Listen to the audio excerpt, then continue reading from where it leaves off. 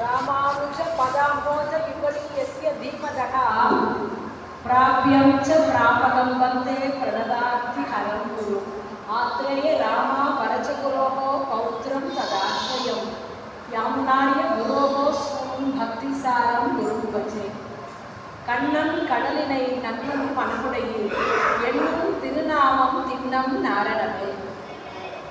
திருமகள் கேள்வனான ஸ்ரீமன் நாராயணன் நம் போன்ற இந்த சம்சாரி சேத்தனர்கள் எல்லாரையும் விடுவிக்க வேண்டுவதற்காக பல அவதாரங்களை எடுக்கிறார். இப்போ பகவான் அப்படின்னு சொல்லச்ச பல அவதாரங்களை எடுத்திருக்கிறார். நமக்கு தெரிஞ்சு 10 அவதாரங்கள் நாம் நினைக்கிறோமே தவிர எண்ணற்ற அவதாரங்கள் பகவான் எடுத்திருக்கிறார். அப்படி அந்த அவதாரங்களில் எல்லாம் ரொம்ப உயர்ந்த அவதாரம் எது அப்படின்னா அது கிருஷ்ணாவதாரம் தான். அது ராமாவதாரமாக இருக்கட்டும், பஷ்ய பூர்வ வராக எந்த அவதாரத்தை எடுத்துட்டாலும் எல்லாத்துக்கும் ஒரு உயர்வு உண்டு. ஆனால் அவற்றிற்கெல்லாம் இல்லாத ஒரு மகிமை கிருஷ்ணாவதாரத்திற்கு. தன்னுடைய எளிமையை காட்டிய அவதாரம். இப்போ ராமாவதாரம் அப்படின்னா அவர் சக்கரவர்த்தி திருமகனாராக அவதரித்தார். அப்படி அவதாரம் பண்ணும்போது சில நியமங்கள் எல்லாம் அவர் கடைபிடிக்க வேண்டி இருந்தது. ஆனால் கண்ணன் என்பவன் சாமானியமாக நம் போன்ற ஒரு சின்ன ஒரு இடைச்சிறுவனாக அவதாரம் பண்ணதுனால அவருக்கு எந்த ஒரு கட்டுப்பாடெல்லாம் ஒன்றுமே இல்லை. அப்படி எண்ணற்ற அவதாரங்களில் சிறந்ததாக உயர்ந்ததாக ஒப்பற்ற அவதாரம் என்று கருதப்படுவது கிருஷ்ணாவதாரம்.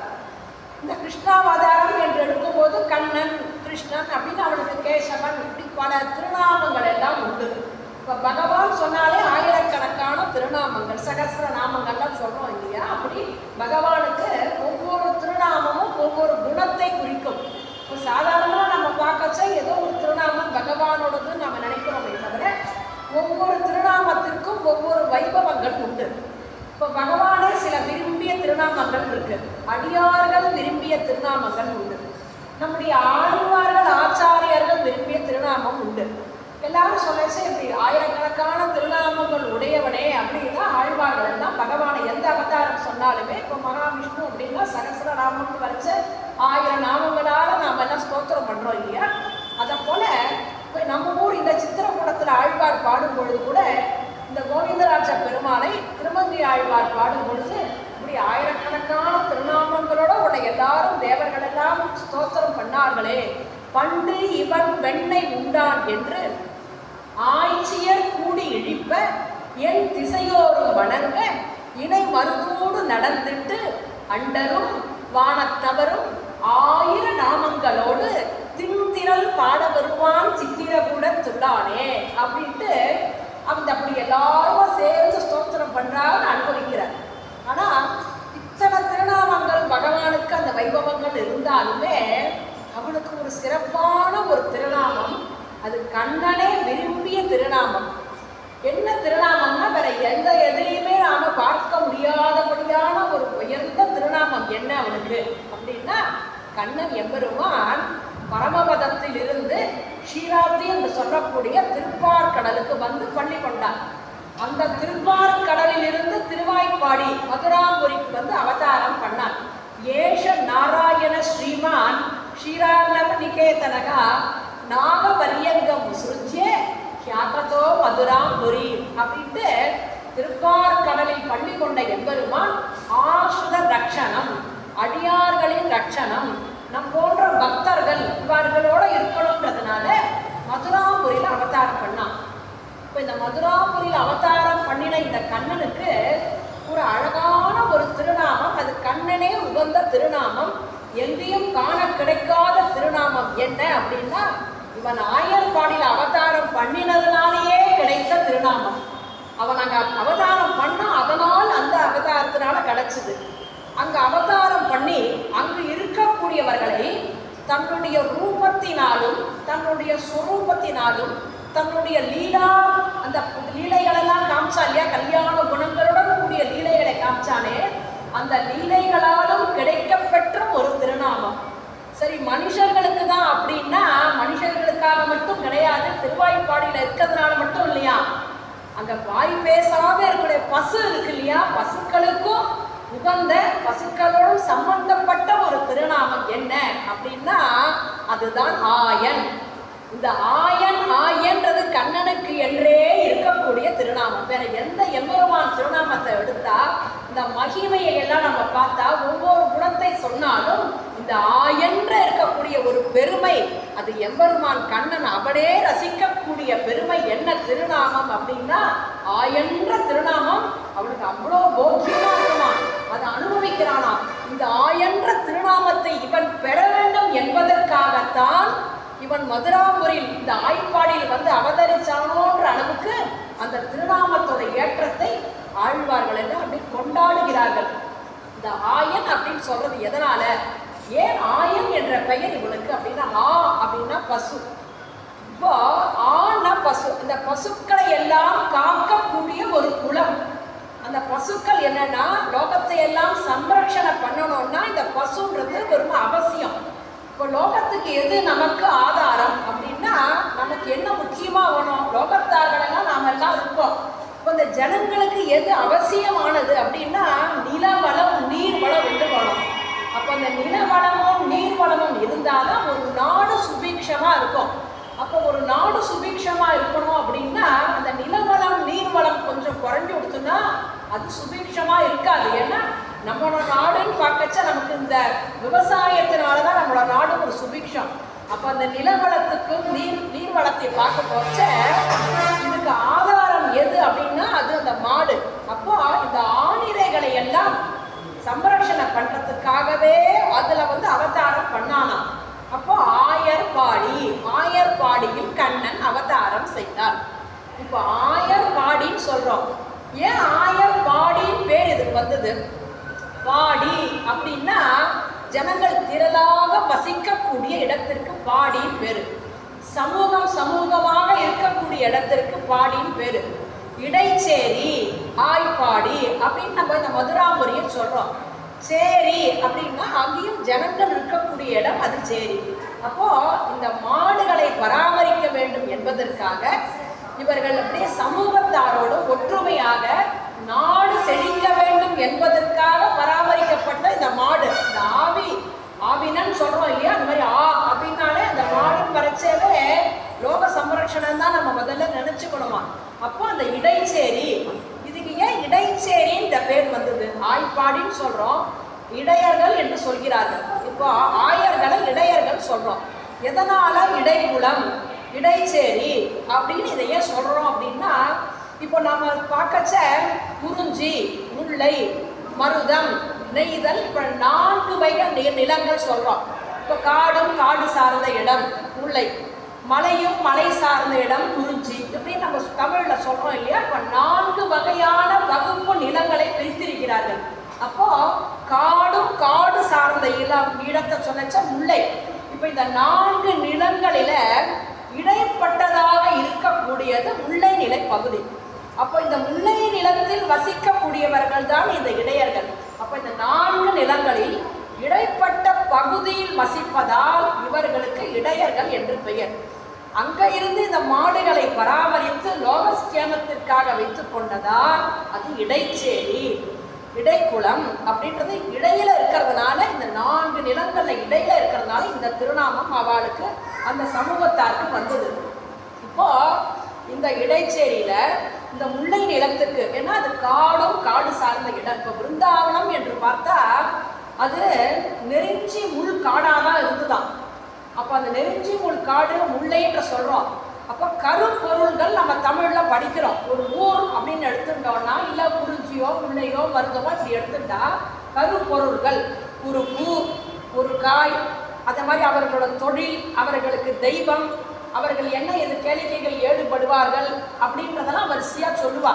அங்க என்ன பட்சி, என்ன அங்க என்ன விலங்கு, இதெல்லாம் குறிக்கச்ச முல்லை நிலத்திற்கு அதிபதி திருமால் கண்ணன் அவன் தான். இப்போ அந்த முல்லை நிலத்திற்கு என்ன அவளுக்கு என்ன விசேஷம்ன்றத வரிசையா அந்த கருப்பொருளை சொல்லும் பொழுது அவர்களுக்கு என்ன தொழில் அப்படின்னா அவர்கள் குழல் உழுதுதல் தொழிலாம். அதனாலதான் கண்ணன் புல்லாங்குழல் ஊதுகிறார். அதே போல இந்த ஆணிரைகளை பராமரிப்பது தான் அவர்களுக்கு, எருது ஓட்டுறது, ஆணிரைகளை பராமரிப்பது, இதுதான் இந்த இடைச்சேரியில் முல்லை நிலத்தில் இருப்பவர்கள் சொல்கிறார்கள். அதே மாதிரி அவர்களுக்கு என்னென்ன பண்ணும் உண்டு. சாதாரி பண் அப்படின்ற ஒரு பண்ணு பாடுவார்கள். புல்லாங்குழல் பூதி அந்த பண்ணிசையெல்லாம் அவர்கள் பாடுவார்கள். முல்லை பூ தான் அந்த இல்லத்துக்கு உரிய அந்த பூ அப்படின்னு சொல்லச்சு. அதே மாதிரி இந்த மரங்கள், கடம்ப மரம்லாம் கண்ணன் ஏறி உட்காண்ட மாதிரி ஒன்று காயாம்பூ மரம் சொல்கிறோமே, பகவானே காயாம்பு நிறத்தனன்னு சொல்கிறான். அப்போ அந்த காயா மலர் மண்ணன்ட்டு ஆழ்வார்கள் எல்லாம் பாடுகிறார்கள். அப்போ அந்த காயாவும் அந்த மரம் அந்த முல்லை நிலத்திற்கான மரம் அது. இப்படி இந்த மாதிரி சொல்லும் பொழுது இதில் எப்படி சொல்லப்பட்டதோ அதே போல இந்த முல்லை நிலம் பகுதியில் வசிக்கக்கூடிய மக்கள்கள் என்ன பண்ணுகிறார்கள் என்பது, அவர்கள் எதை திணைனா சாமை, அதுதான் அவ பயிரிடுகிறார்கள். இப்போ இந்த குணங்கள் எல்லாம் இந்த இடைப்பட்ட பகுதியான முல்லை நிலத்தில் இருப்பதால் தான் இவர்களுக்கு இடையர்கள் என்று சொல்கிறார்கள். அப்போ இந்த இடைக்குளத்தில் எம்பெருமான் அவதாரம் பண்றான். இந்த மாடுகளை பராமரிக்கக்கூடிய இந்த குளத்துல அவதாரம் பண்ணணும் அப்படின்னா நமக்கு கோமாதா தான் நமக்கு எல்லாமே பிராதானியம். இன்னமே அடியன் விண்ணப்பிச்சு இந்த மாதிரி ஒரு நாடு சுபிக்ஷம்னா நீர்வளம் நிலவளம். இப்போ நீர்வளம் நிலவளம் வந்ததுனால என்ன பிரயோஜனம்? இந்த மாட்டுக்கும் நீர்வளத்துக்கும் நிலவளத்துக்கும் என்னன்றதை பார்க்கணும். இப்போ நாம எல்லாம் உயிர் வாழறதுக்கு நமக்கு அன்னம் வேணும்.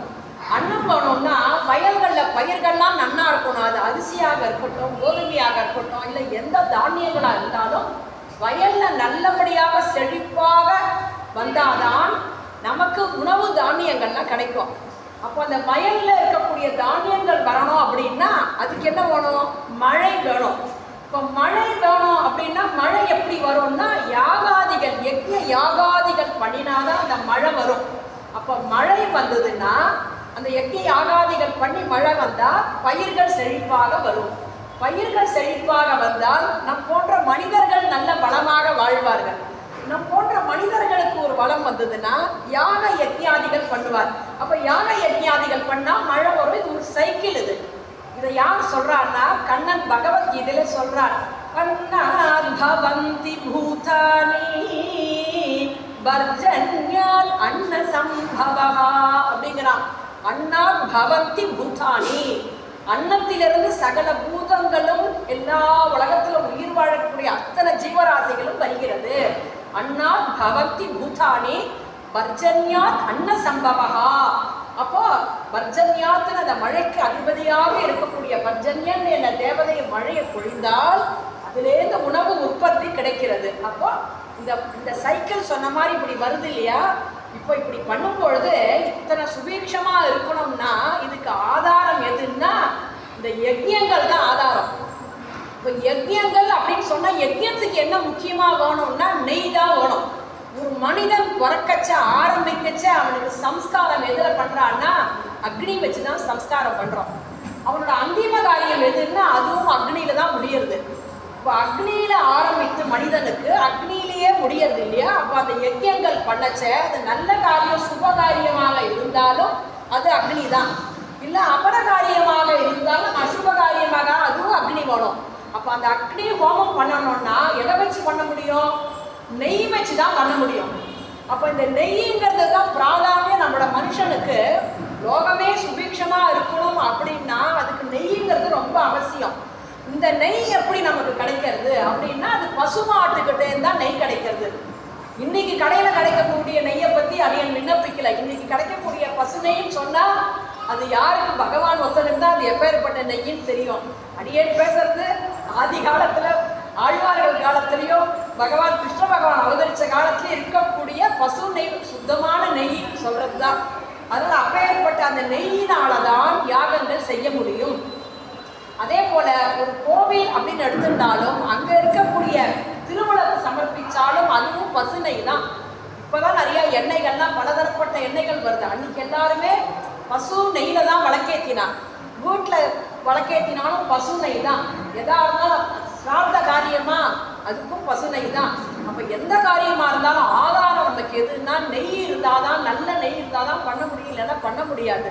இப்போ இந்த மாதிரி ஒரு யாகாதி காரியங்கள்லாம் பண்றது மாதிரியே ராமானுஜர் காலத்துல அந்த கோவில் ஸ்ரீரங்கம் கோவில்ல 1000 வருஷத்துக்கு முன்னாடி நடந்த விஷயம். ஒரு பெரிய தொட்டி கட்டி வச்சிருப்பாளாம். இந்த மாடெல்லாம் கழுநீர் சாப்பிட்ற தொட்டி மாதிரி ஒரு பெரிய தொட்டி கட்டி வச்சிருப்பாளாம். 1000 வருஷத்திற்கு முன்பாக அந்த திருவரங்கத்தில் ஸ்ரீரங்கத்திலையும் சுற்றுப்பட்டு கிராமத்தில் இருக்கிறவானா என்ன பண்ணுவானா, எல்லார் வீடுகள்லையும் பசுமாடு இருக்குமா. அவரவர் வீட்டில் தயார் பண்ணின அந்த சுத்தமான பசுனை எடுத்துன்னு வந்து அந்த கோவில் உள்ளுக்குள்ள அந்த தொட்டியில நெய்கின்னு ஒரு தொட்டி, அந்த தொட்டியில வந்து அப்படியே சேர்த்துட்டு போவானா. பெருமாளுக்கு தனிகைக்கு சமர்ப்பிக்கணும், வடக்குக்கு சமர்ப்பிக்கணும் அப்படின்னு எல்லாரும் அந்த நெய்யை கொண்டு வந்து சமர்ப்பிப்பாளாம். தினமும் ராத்திரி என்ன பண்ணுவாரா ராமானுஜர், அங்க இருக்கக்கூடிய இந்த கோணார்கள் என்று சொல்லக்கூடியவர்களெல்லாம் கூப்பிட்டு நெய்யெல்லாம் மாடெல்லாம் எப்படி வளர்றது, நெய்யெல்லாம் எப்படி வருது, உங்களுக்கு போகுமா அப்படின்னு தனிப்பட்ட முறையில் அந்த மாட்டை பற்றி விசாரிப்பாராம். ஏதாவது மாட்டுக்கு ஒரு அசௌகரியம் இருந்ததுன்னா அதை செயல்படுத்தணும், ஏன்னா இதெல்லாம் நல்ல காரியங்கள் கைங்கரியங்களுக்கு பயன்படக்கூடியதாச்சேன்னு விசாரிப்பாராம். அப்போ இந்த ஆதாரமான இந்த நெய் வருதே, அது பசுமாடு இருந்தாதான் வரும் இல்லையா. அப்போ என்ன பண்ணணும், நாம எந்த காரியமா இருந்தாலும் நாடு சுபிக்ஷத்துக்கு யாக யஜ்ஞாதிகள் பண்ணி சுபிக்ஷமா ஆனோம்னா அதுக்கு மட்டும் இல்லை, குடும்ப விஷயமாகட்டும் வெளி விஷயமாகட்டும் எல்லாமே அது யஜ்ஞத்துல தான் நடந்ததுன்றதுனால அந்த பசுமாட்டை நாம் பாதுகாக்க வேண்டும். ஏன்னா கோமாதா அப்படின்னு சொல்றோம் இல்லையா. திருப்பார்கடலை கடையச்ச விஷம் வந்தது இல்லையா, அப்போ வந்து பரமசிவன் விஷம் சாப்பிட்டார். விஷத்துக்கு அடுத்தது முதல் திருப்பார்கடல்ல வந்தவொடனே என்ன வந்ததுன்னா காமதேனு தான் வந்துதான். கடைசியில தான் லக்ஷ்மி மகாலட்சுமி எல்லாம் வந்தா. கற்பக விருட்சம், காமதேனு, தன்வந்திரி எல்லாம் இப்படி ஒத்தொத்தரா வந்தா. அப்போ முதல்ல வந்தது காமதேனு தான் வந்துதான். இந்த காமதேனுவை நாம நினைச்சாதான் நமக்கு நம்ம நன்னா இருப்போம், நல்ல ஆயுள் ஆரோக்கியத்தோட இருப்போம். அதுக்காகத்தான் கண்ணன் எம்பெருமான் வாயிலா ஜீவனாக இருந்தாலும் அதை பராமரிக்கும் குலத்தில் நாம் அவதரிக்க வேண்டும் என்பதற்காக அந்த இடைப்பிள்ளையாக கண்ணன் அவதாரம் பண்ணான். அப்போ இவ்வளவு சிறப்பு இல்லையா மற்ற அவதாரத்தை காட்டிலும். இப்போ அவதாரம்னா நிறைய அவதாரங்களை சொல்லிச்சு. ஆவேச அவதாரம், இப்போ பரசுராம அவதாரம்னா ஆவேச அவதாரம், அந்த க்ஷணத்துல அவதாரம் பண்ணுவார், அதோட முடிஞ்சிடும். ஆனா கிருஷ்ணாவதாரம் அப்படி கிடையாது. கடைசி வரைக்கும் இந்த ஜனங்களை திருத்தணுமே எப்படியாவது அவனை நல்வழிப்படுத்தணுமே அப்படின்ட்டு அவமானங்கள்லாம் பட்டாலும் பரவாயில்ல, ஜனங்கள் நன்றாக வர வேண்டுமே, இவர்களை உச்சிவிக்க வேண்டுமே என்று எடுத்த அவதாரத்தினாலதான் இவன் ஆயன்ட்டு இவன் ஆயன் கொண்டாடுற ஆழ்வார்கள் எல்லாம் சொல்லும்போது கண்ணனை கொஞ்சம் ஆயர் கொழுந்தேன்பா. ஏன் கொழுந்துன்னு சொல்றா அப்படின்னா, ஒரு பெரிய மரம் இருந்ததுன்னா அதோட வேர்ல ஏதாவது ஒரு வெக்க தட்டிட்டுன்னா அந்த மரத்தோட கொழுந்து வாடிப்படுவான். அதை போல இந்த ஆயர் ஜனங்களுக்கு எல்லாம் ஏதாவது ஒரு கட்டம் வந்துடுச்சுன்னா கண்ணன் முகம் வாட்டமா படுவான். ஐயோ இவாளுக்கு ஒரு கட்டம் வந்துடுத்தான்னு நினைச்சுன்னு கிளேசப்படுவான். அதனால ஆயர் கொழுந்து சொல்றா.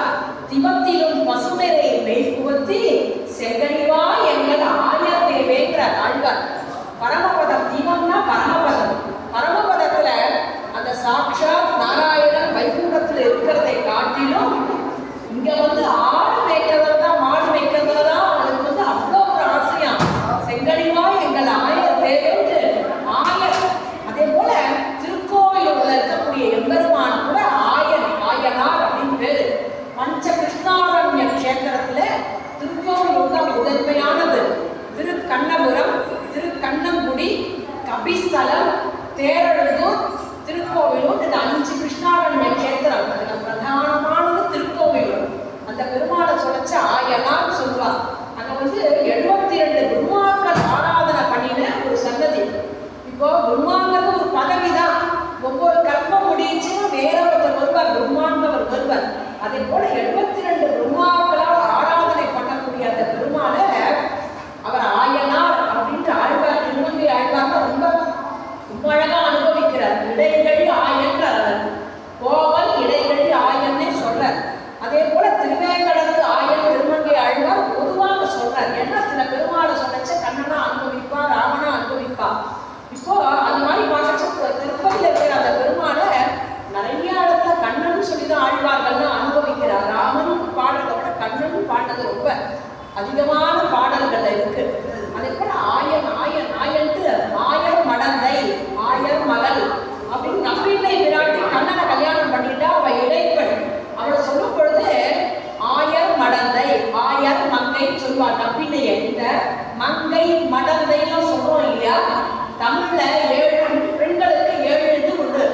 சொல்லும் பொழுது இரும்பை மங்கை மந்தை அறிவை தெரிவை பேரிலம் வென்று இப்படி சொல்ற வழக்கம் உண்டு. மங்கை அப்படின்னு வச்சா 12 வயசு பொண்ணு மங்கை, மடந்தை வச்சு 14 வயசு பொண்ணு. எங்க ஊர்ல ஆழ்வார் பாடிச்ச கூட இங்க நம்ம ஊர்ல ஒரு மகள் 1000 மடந்தை ஒருத்தி இளமகள் மற்ற திருமகளோடும் வருவான் சித்திரகுடன் துண்ணானே பாடுறாருங்க திருமங்கை ஆழ்வார். ஏன்னா கோவிந்த ராஜன் இல்லையா, அந்த கோ அப்படின்னாலே கோ சப்தமே பசுமாட்ட சொல்றது. அப்போ கோவிந்தராஜன்றவன் வந்து கண்ணனுக்கு தான் பேரு. அப்போ கோவிந்தராஜன் கண்ணன் வச்சு அப்ப முதல்ல ஸ்ரீதேவியை சொல்லல ஆழ்வார். ஒரு மகள் 1000 மடந்தைன்னு. அப்ப 1000 மடந்தைன்னா நம்பினைங்க. பெருமாளுக்கு பின்னாடி 2 தாயார் இருக்கா. முதல்ல 1000 மடந்தை ஒருத்தி இளமகள், அடுத்து பூமி பிராட்டி மற்ற திருமகளோடும் வருவான். அப்புறம் தான் லட்சுமியை சொன்னார் நம்ம கோவிந்தராஜன்றதுனால. அப்போ 1000 மடந்தை, ஆயன் ஆயர் ஆயர்கோ ஆயர் தேவு ஆயர்கள் நாயகன் ஆயர் கொழுந்து இப்படி ஆயிரக்கணக்கான ஆயன் பெரிய தீசிஸ் பண்ணலாம். அவ்வளோ இருக்கு இந்த 4000 திவ்ய பிரபந்தங்கள்ல. அதே மாதிரி ஆண்டாளே சொன்னச்ச ஆயனுக்காக தான் கண்டகனாகனே கண்ணன் ஆயன் சொல்லிதான் அவன் வந்து அந்த இடத்துல அனுபவிக்கிறான். ஆயர் குலத்தில் தோன்றும் அணிவிளக்கைங்கிறான் அந்த இடத்துல.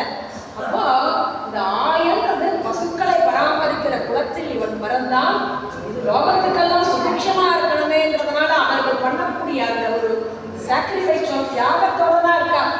அவளோட பசுமே அவளோட பராமரிக்கிறதே அவளோட தொழில் நினைச்ச லோகத்தாரோட சுபிக்ஷம் ஒரு தியாகம் இல்லையா அவர்களோடது. இன்னைக்கு நமக்கு அந்த போக்கியம் சொல்லக்கூடிய பால் தயிர் வெண்ணெய் இதே வச்சுக்கோங்க, நம்மளோட நிலைமைதான் என்ன அது ஒண்ணுமே கிடையாது. அப்பேற்பட்ட அந்த திருக்குளத்துல அவதாரம் பண்ணியிருக்கான் கண்ணன். அவர்களுக்குன்னு உயிரை விட்டுடுவான் கண்ணன். ஒரு ஆயிரங்களுக்கு ஒரு கெடுதல் ஒரு கட்டம்னு வந்து கொடுத்தோம்னா மேல் போகாம நாம ஏதோ வந்து அவதரிச்சோம். அப்பப்போ நாம பகவான்றதை காட்டிட்டு போவோம்னு போகலையா. அவர்களுக்கு ஏதாவது ஒன்று வந்து அதனாலதான் 1000 கொழுந்து கொண்டாடுறா. கொழுந்து வேர்ல பாட்டை வந்துட்டுனா கொழுந்து வாடும். இவர்களுக்கு ஏதாவது ஒரு குழந்தை வந்துட்டுனா கண்ணன் பாடி விடுவானா. அதுவும் 1000 கொழுந்தே கொண்டாடுறா. ஒரு சமயம் என்ன ஆச்சா, கண்ணன் எப்போ கோபாலர்களோட தான் இருப்பான், விடை சிறுவர்களோட தான் இருப்பான். காட்டுக்கு பசுமாட்டம் கொட்டிட்டு போறான். போயிட்டே இருக்கச்ச பசுமாடு நல்ல சமுத்தியா அங்கங்க உள்ளதான் இருக்கச்ச சாப்பிட்டுட்டே இருந்திருக்கு. எல்லாம் சின்ன பசங்களா, எல்லாம் விளையாட்டு பசங்க எல்லாம் நல்லா விளையாடிட்டு இருக்கா. எப்பவுமே கண்ணன் இருக்கிற இடத்துல மகிழ்ச்சி இருக்கும், குதூகலம் இருக்கும், துக்கமே இருக்காது. அதனால தன்னை மறந்த நிலையில பசங்க இருப்பா. இன்னொன்று கண்ணனே இருக்கச்ச நாம எப்படி இருந்தான்னு நமக்கு என்ன ஆபத்து இருந்தாலும் கண்ணை காப்பாற்றுவான்ற ஒரு அதீதமான ஒரு நம்பிக்கை. இந்த மாடுகள்லாம் ஓட்டிட்டு போச்ச மாடு என்ன பண்ணிட்டு சாப்பிட்டுட்டே அப்படியே போய் போய் போய் என்ன பண்ணிட்டான், இவர்களே காட்டில் பிருந்தாவனம் ஒரு காடு மாதிரி தானே, இந்த காட்டுல வசிப்பவர் இந்த மாடு போகச்ச ஏதோ ஒரு காடு வழி தெரியாத ஒரு காட்டு உள்ள படுத்தான். அது ஒரே முழு காடு போல இருக்கு. உள்ள போயாச்சுன்னா ஒரு வழி தான் இல்லையா அந்த காட்டுல. மாடு உள்ள படுத்து வழி தெரியல. நல்ல உச்சி நேரம் சூரியன் அப்படியே தகிக்கிறது. மாடுகளாம் ஐயோ நம்ம எங்கேயோ வந்துட்டோமே புரியறதுக்கு. அதுகளுக்கு எங்க திரும்பி வரலாம்னா வழி தெரியல. அந்த காட்டு உள்ளுக்குள்ள அந்த காட்டுல சாதாரணமா யாருமே உள்ள போக மாட்டாலாம். அப்பேற்பட்ட காலம் அது.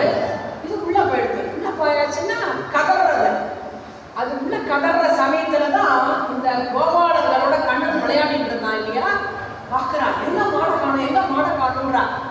பெரியவர்கள்லாம் வந்துட்டா, ஐயோ நமக்கு இந்த மாடை வச்சுதான் நமக்கு காலத்தால விடுகாலத்தால எழுந்துட்டா 3:30 மணிக்கு எழுந்து தயிர் கடைவார்கள் ஆட்சியர்கள்லாம்.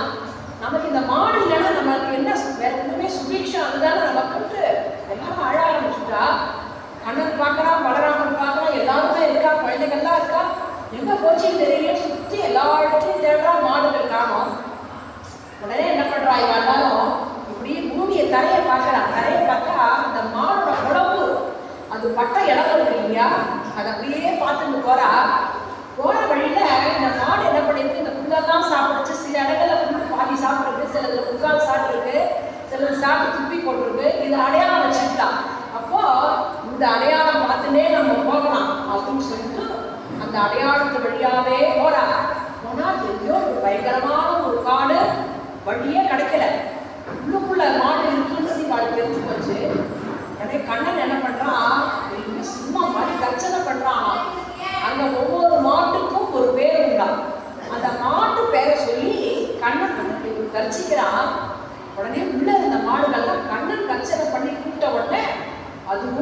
பதில் பேசித்தான்.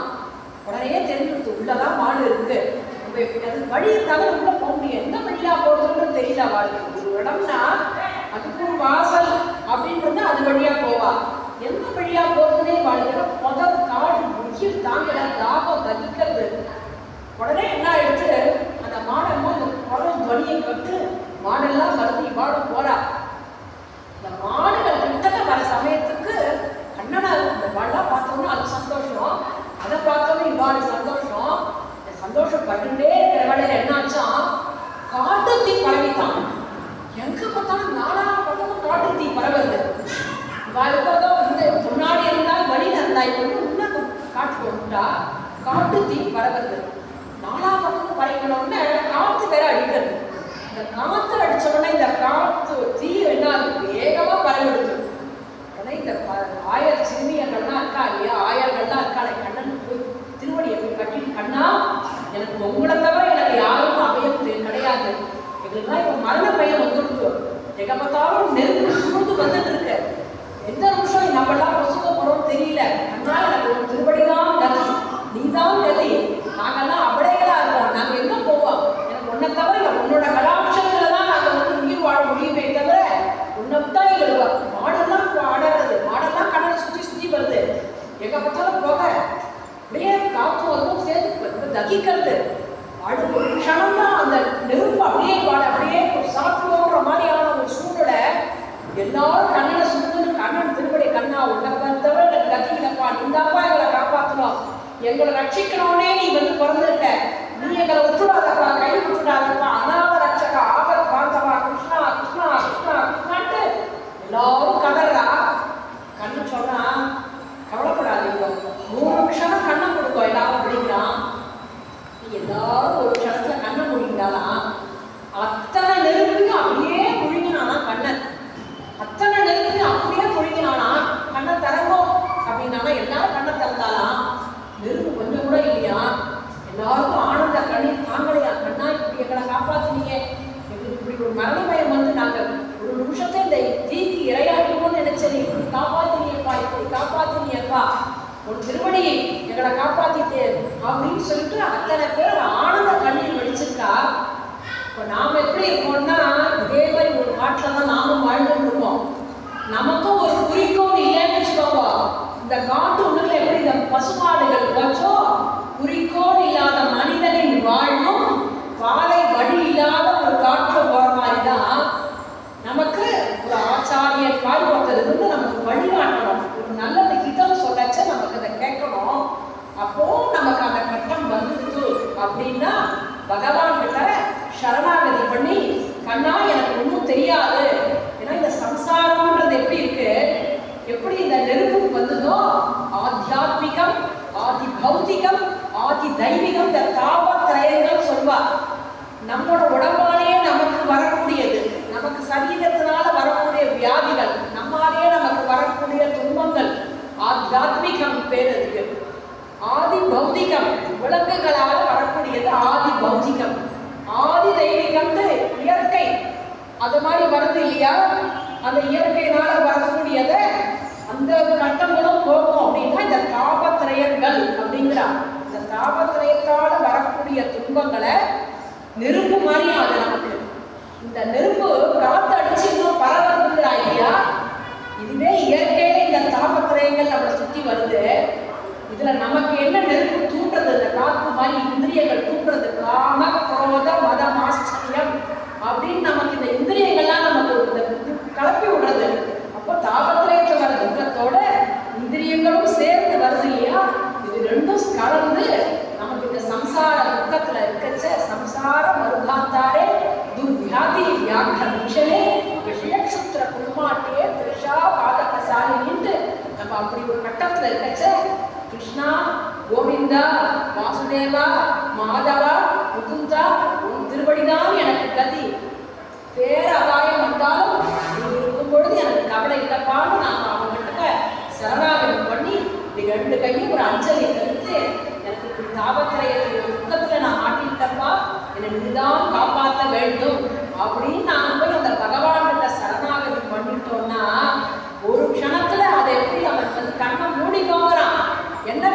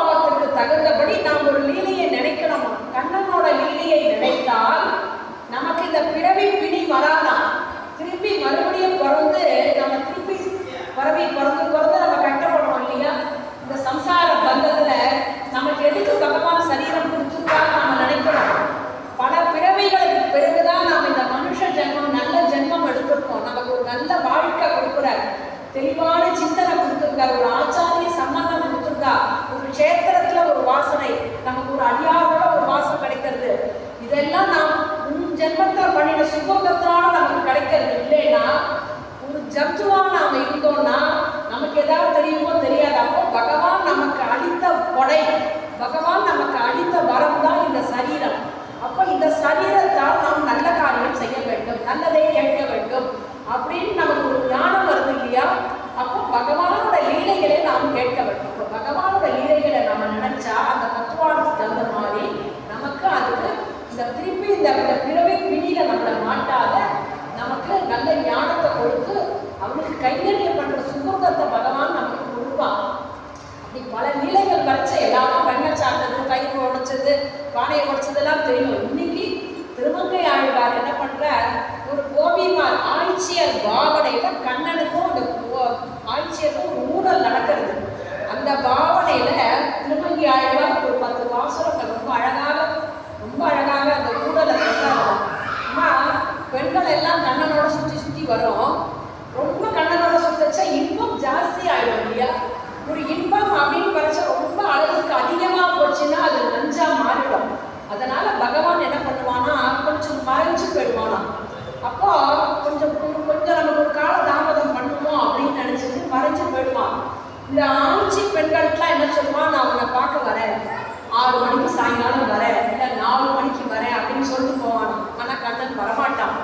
இப்போ வரவேனோட இந்த பொண்ணு என்ன பண்ணுவான், 4 மணிக்கு கண்ணன் வரான்னா அவன் 2 மணிலேருந்தே உட்கார்ந்து பார்த்துட்டு, இவன் வரவேன உடனே இவனுக்கு துக்கம், கால தாமதமாகி வரான் இல்லையா? அப்போ அவனுக்கு அந்த பொண்ணுக்கு வந்து கூடம் வந்துடுது, கோபம் வந்துடுறதான். கடிவிட்டு கலிங்கம் கொடுத்து காதி நல்ல தன்னந்துழாய் போடணிந்து போதுவரேத்து புறமே வந்து நின்றி ஏதுக்கு இது என்னோ. இந்த பொண்ணு சொல்றா, கடிப்பிட்டு கண்ணன் வரான் இந்த பொண்ணை பார்க்க. கடிப்புன்னு காதல ஒரு தோடு கொண்டு வரலாம். இந்த கண்ணனுக்கு என்னன்னா சின்ன வயசுல ரொம்ப குறும்பு பண்ணினதுனால சின்ன வயசுல அவனுக்கு காது குத்தலையாம். அப்போ இந்த பெண்களோட தான் விளையாடுவான். இந்த பெண்கள்லாம் கண்ணன் என்ன சொல்லுவானா, காது குத்தவே இல்லையா, எல்லா குழந்தைகளுக்கும் ஒரு வயசுல காது குத்துவா, இவன் மட்டும் காது குத்தாத வரானேட்டு இதுக்கெல்லாம் கிண்டல் பண்ணுமா அந்த பெண்கள் எல்லாம். ஏன்னா அவன் இருக்கிறது பெண்களோட தானே இருப்பான். சொனை அழகியார் அப்படின்னு பேர் வச்சிருக்கா கண்ணனுக்கு. சொனை அழகியார்னா குத்தப்படாத காதை உடையவன் அர்த்தம். சொனை அழகியார் கிண்டல் பண்ணுவான். உடனே என்ன பண்ணியிருக்கா, அவன் காதுல ஐயோ இப்படி கிண்டல் பண்றாளே இந்த பெண்கள்லாம் நினைச்சுட்டு அதுக்கு அவகாசமே இல்லை. ஏன்னா அவ்வளோ விஷமம். ஒரு இடத்துல உட்கார வச்சாதானே காது குத்த முடியும், அவன் உட்காரவே மாட்டானே, எப்படி காது குத்த முடியும்?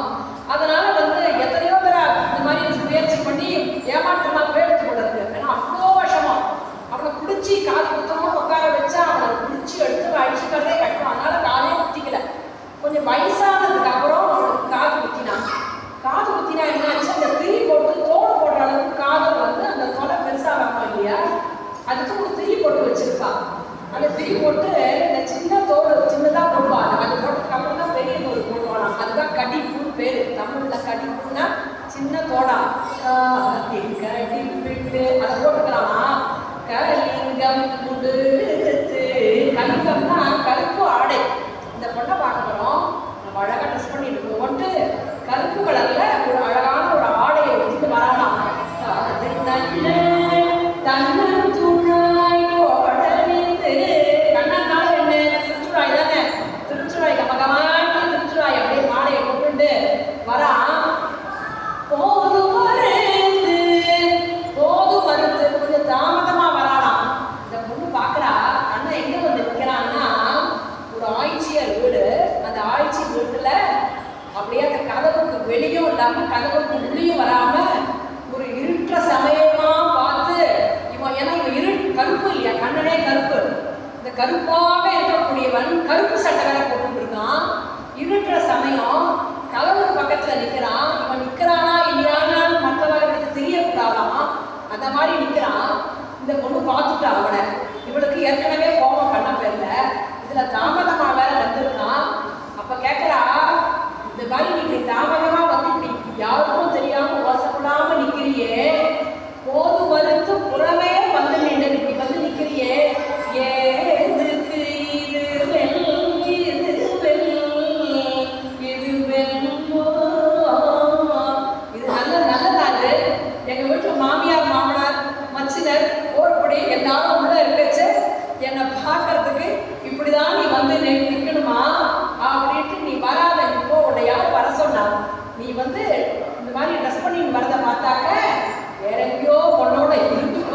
தான் தெரியுது, அதனாலதான் காலதாமதமா வந்திருக்கேன் அப்படின்னு சொல்றா.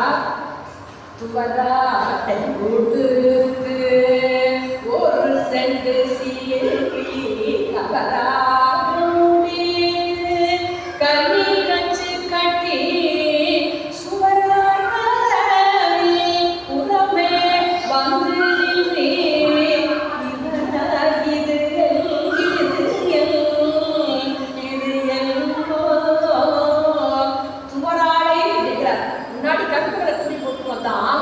இந்த பொண்ணு அவனை விரட்டு விரங்கச்சி என்ன பண்ணிச்சுட்டானா, நம்ம இந்த கலர் ட்ரெஸ் போட்டு வந்தது இந்த பொண்ணு பிடிக்கல போல இருக்கு, அப்ப நம்ம வேற கலர் வேற ஆடை ஊற்றிக்கலாம் அப்படின்ட்டு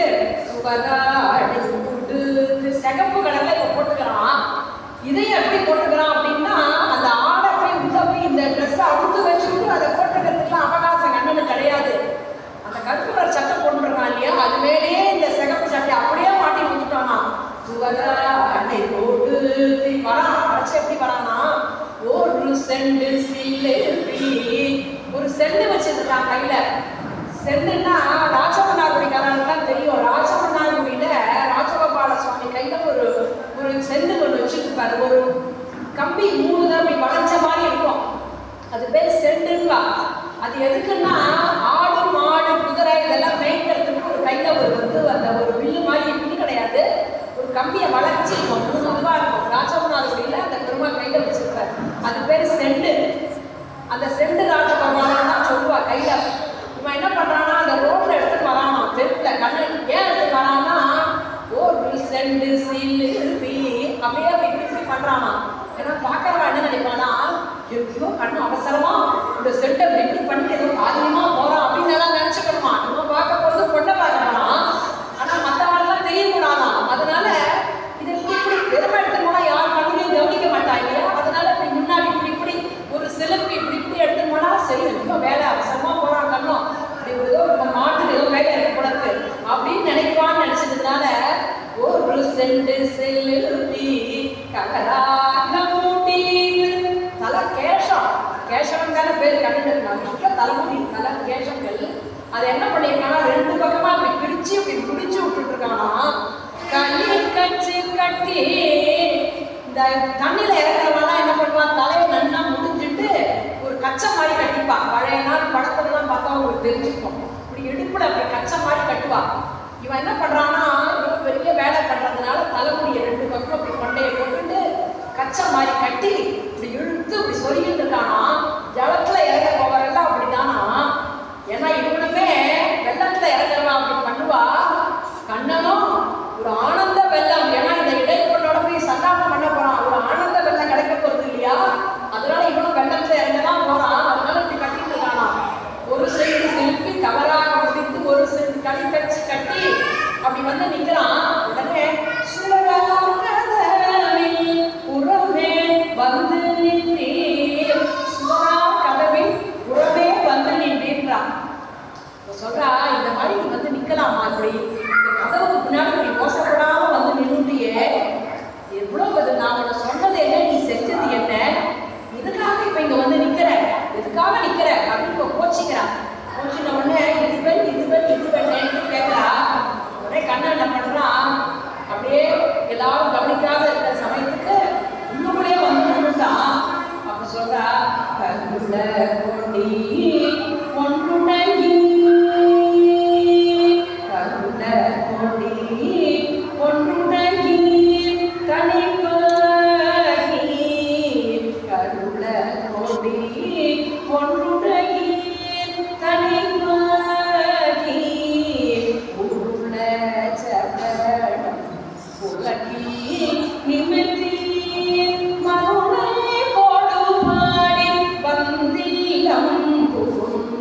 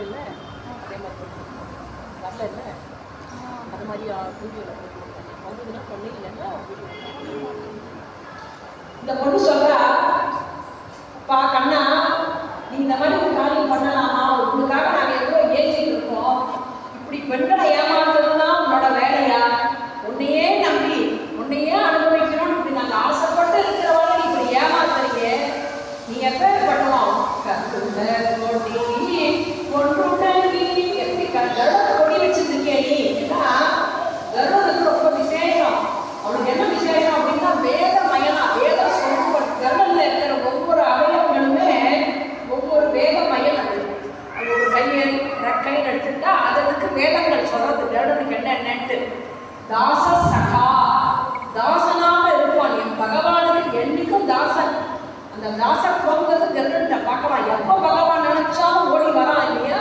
அவனுக்கு அடிமை தொழில் பண்றது தானே இந்த சேஷத்துவம். தாசன் அப்படின்னு சொல்றமே, தாச சகா. பகவான் நாராயண யாரும் நினைக்கணும் அப்படின்னா இவங்கிட்ட பேசுவாராம், இப்படி பண்ணணும் அப்படி பண்ணணும்ட்டு ஏகாந்தமா அன்யோன்யமா பேசுற சகா. தோழன் சொல்றோம் இல்லையா? தாச சகா. வாகனம் ஆசனம் துவஜகா, வாகனமாகவும் இருப்பான். கஜேந்திர மோட்சம் வந்து தோல்வியா? கஜேந்திரனுக்கு ஒரு ஆபத்து வரைச்ச கருடன்ட்ட தான் ஓடி வந்தார் அவர். அந்த கருடன் அப்படியே கழுத்தை பிடிச்சி தள்ளிட்டே இருப்பாராம் பெருமாள். தள்ள என்ன ஆயிட்டா, வேகமாப்போ, என்னுடைய இன்னொரு பக்தனுக்கு ஒரு ஆபத்து வந்து வேகமாப்போ வேகமாப்போன்னு சொல்லி சொல்லி சொல்லி அந்த கருடனோட கழுத்தே வெள்ளையா படுத்தான். அதனாலதான் கழுத்து பகவான் கையால் அப்படி தள்ளி தள்ளி தள்ளி வேகமாப்போன்னு சொல்லி சொல்லி சொல்லி கருடனோட கழுத்து வெள்ளையா படுத்தான். ஆசனம் துவஜகா, துவஜமா இருக்கான் இல்லையா? கருடன் துவஜனா இருக்கான் இல்லையா? எஸ்தே விதானம், பகவானுக்கு அப்படியே ஒரு மேற்குறையாக இருப்பானா. வியஜனம் திரைமயகாங்கிற பகவானுக்கு ஒரு ஆசாவாக ரொம்ப அவருக்கு வந்து ஏதாவது ஒரு காற்று அடிக்கணும்னா தன்னோட ரெட்டையாலே அப்படி விசிறி விடுவானாம், திருத்தோடு செய்வானாம். கருடன் எந்த கோவிலையுமே இருக்கிறது வேதமயனா இருக்கான். நாம எப்படி கண்ணாடியில நம்ம உருவத்தை பார்க்கிறோமோ அந்த மாதிரி பகவான் அந்த கருடனை பார்க்கிறாராம். அந்த கண்ணாடி போல கருடன் இருக்கானாம். அப்பேற்பட்டவனாச்சனி. வாகனம் சொல்ற எஸ்தே விதானம் யஜனம் திரைமயகா அப்படின்னு சொல்றா. அப்பேற்பட்டவன் கருடன் கொடியை வச்சுருக்க. நீ சொன்னதெல்லாம் கருடன் கேட்பான், கருடன் சொன்னதெல்லாம் மற்றவா கேட்பா. அவ்வளோ புகழ்பெற்ற நீ கருட கொடி ஒன்றுடனே தவிப்பாதி உள்ள சகடம் உலகில் நிமித்தில் மருண கோடை பாட வந்தில்லம் புகுந்தே உள்ள இதுவென் இதுவெல்லாம். இப்போ என்ன பண்றான்? பாட்டு பாடுறான் கண்ணன். பாட்டு பாடி இருட்டில் ஓடி வந்து நின்றுறான். அப்ப சொல்றா, நாமம் பலருடை நாரண நம்பி சொல்றா. இப்ப நீ இப்படி இருட்டில் உள்ள வந்து நிக்கிறீங்க, நீ யார் தெரியுமா? நாமம் பலவும் உடை நாரண நம்பி. உனக்கு நிறைய பேர் உண்டு. எப்படின்னா இந்த ஆய்வாடியில எல்லாரும் என்ன சொல்றாளா கண்ணனை? அவனுக்கு எப்படி பேர் வைப்பான்னா, இன்னாளுக்கு அடியவன், இன்னாளுக்கு அடியவன். இந்த பெண்களுக்கெல்லாம் அடியவனா இருப்பானா. பெண்கள்கிட்ட போய் கண்ணா என்ன சொல்லுவான்? உன்னை தவிர எனக்கு எந்த பொண்ணையும் தெரியாத ஒவ்வொரு பொண்ணு அப்படின்னு சொல்லுவான். பெண்கள் கிட்ட போய் சொல்லுவான், உன்னோட பேரை தான் என்னோட மார்புல நான் எழுதிட்டு இருக்கேன்னு மாறான். அதனால இன்னாளுக்கு அடியவன் இன்னாளுக்கு அடியவன் ஒத்தி பேரை சொல்லி அவரோட அடியவன் அவரோட அடியவன் அவனுக்கு பேரா. அப்படியா நீ பேர் வச்சுருக்க? அப்படி இருக்கிறவன் வந்து இப்படி நாரிடிக்கிட்டே நிறையா இந்த சந்தனங்கள்லாம் பூசிட்டு துளசி மாலையெல்லாம் போட்டுட்டு வருகிறே அப்படின்னு கேட்கறானா. அப்போ கண்ணனுக்கு திக்குன்னு ஆச்சான். ஆஹா, நம்மளை பார்த்து சந்தனம் பூசிட்டு வரான், துளசி மாலை போட்டு வராங்கிறாளே. அப்போ அந்த பொண்ணு சொல்றா, எனக்கு உன் பேர்ல எவ்வளோ அன்பு, அதே அன்பு உனக்கும் என் பேர்ல இருக்கு. அப்படி என் பேர்ல உனக்கு ரொம்ப அன்பு இருந்ததுன்னா என்னை காணாம உனக்கு வந்து தவிச்சிருக்கணும். அப்போ உன் மனசும் உடம்பும் தவிச்சுதுன்னா இந்த சந்தனம் காஞ்சி போயிருக்கணும், இந்த துளசி வாடி இருக்கணும். இப்போ நீ வந்துக்கிறத பார்த்தா சந்தனம் அப்படியே புதுசா இப்போ சாத்தின மாதிரி இருக்கு, துளசி மாலை இப்போ பறிச்சு சாத்தின மாதிரி இருக்கு. அப்போ என்கிட்ட உனக்கு அன்பு இல்லை. அது மட்டும் இல்லை, நீ வந்திருக்கிறத பார்த்தா வேற ஒரு பொண்ணுகிட்ட போய் இருந்துட்டு வந்திருக்க, அவளுக்காக அவளோட இருந்து கொடாவிட்டு இங்க வந்திருக்கியா அப்படின்னு கேட்கிறா. கண்ணன் பயந்துட்டு ஆஹா இப்போ ஏதாவது பொண்ணு நம்மளை மாட்டுவான்ட்டு உடனே என்ன பண்றாங்க? சத்தமா பாடுறான். சத்தம் போட்டு பாடினா இவரோட மனசு கொஞ்சம் மாறும் இல்லையா? அதனால நம்ம சத்தம் போட்டு பாடுவோம் அப்படின்னு சத்தமா பாடுறான். மல்லே பொருத திரள் தூள் மணவாளி அல்லே அறிந்தோம் முன்மனத்தில் கருத்து சொல்லாதொழி சொன்ன போதினால்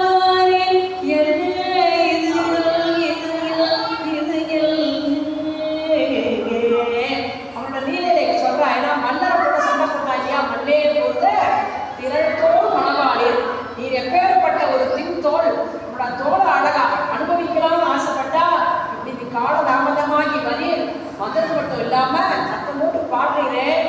எங்க வீட்டு உள்ள இருக்கிற எங்க மாமியார் நாத்தனார் தான் என்ன நினைச்சுக்கோ உங்களை பத்தி இப்படி பாடி எனக்கு கெட்ட பேர் வாங்கி தரணுமா நீ அப்படின்னு சொல்றா.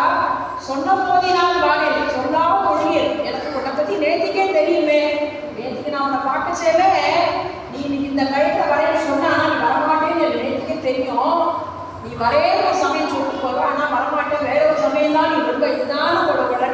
புக்காடரபம் குடித்தாட்டும் குடிது இக்காலங்கள் யாவுனக்கே மல்லோ தக்கார் வளர்வே நீமா சாலவுடை எக்கே இது சொல்றா. புக்காடு அரபம்னு இந்த காளிக மர்தன கதையெல்லாம் சொல்றா. நீ அப்படிதான் பண்ணவனாச்சே, உலகத்தையே பரிசுத்தப்படுத்தவனாச்சே, அப்போ உனக்கு எத்தனை தேவிமார்கள் இருக்கா? நான் உச்சிதானா உனக்கு ஆயிரக்கணக்கான தேவிமார்கள்லாம் இருக்கா. நீ அவளெல்லாம் பார்க்க போயிட்டு தான் இங்க வந்திருக்க போல இருக்கு அப்படின்னு கொண்டு சொல்றா. அப்ப கண்ணன் சொல்றான், எனக்கு சத்தியமா சொல்ல உன்னை தவிர எனக்கு வேற யாருமே தெரியாது. நான் இந்த பொண்ணு ஏறெடுத்து பார்த்ததில்லை. நீ தான் எனக்கு, உன்னை தவிர எனக்கு ஒருத்தரி தெரியாது, நான் பார்த்ததே இல்லைன்னு சொல்றா. அப்போ இந்த பொண்ணு சொல்றா, ஆடிய செய்து ஆய்மழவோடு நீ ஆடிய செய்து ஆமன் மடவாரோடு நீ போய் கூட்டி குறவை பிள்ளை கோமள தேடி திருமாமகள் மண்மகள் நிற்க ஏடி இதுவெல் ஆடிய செய்து சொல்றா. நீ இப்படிலாம் போய் சொல்லாத. நீ என்ன பண்ண? எங்க பின்னாடி வந்தியா இல்லையா?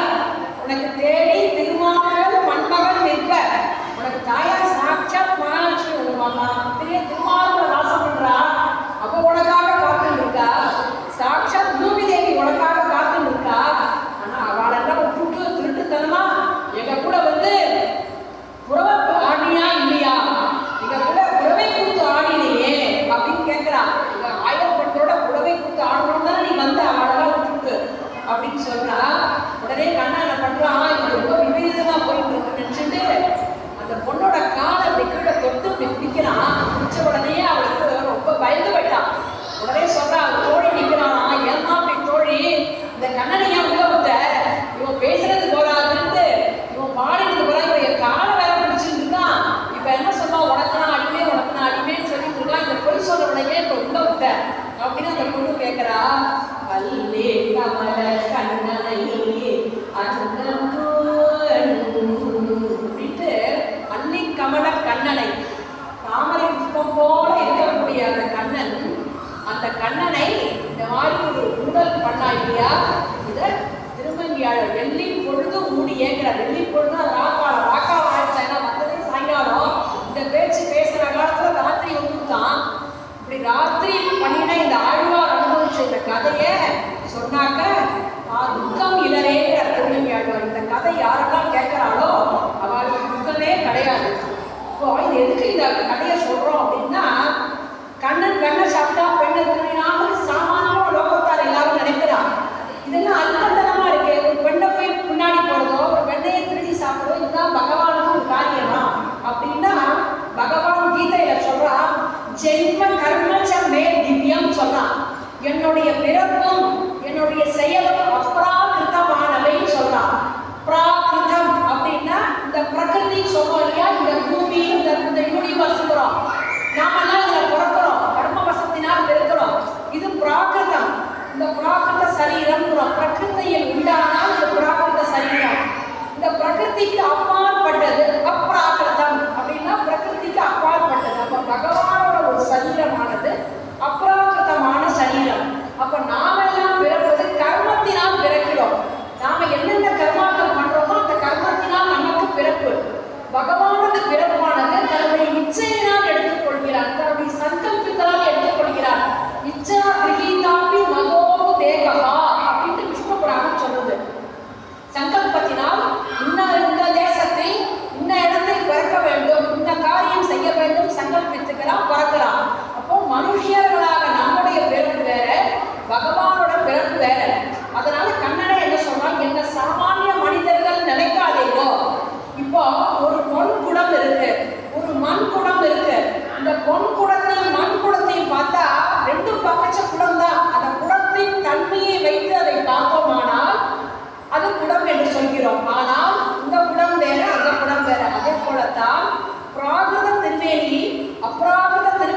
பார்த்துட்டு நானும் மனிதன் நினைக்காதீங்களோ, நான் எதற்காக பார்க்கிறேன்னா இந்த சம்சாரத்தில் நீங்கள்லாம் கட்டப்படுறீங்கோ, அத்தியானத்தில் இருக்கீங்களோ, உங்களை திருத்தி படிக்கட்டி உங்களை நல்வழிப்படுத்துறதுக்காக நான் பார்க்கிறேன்.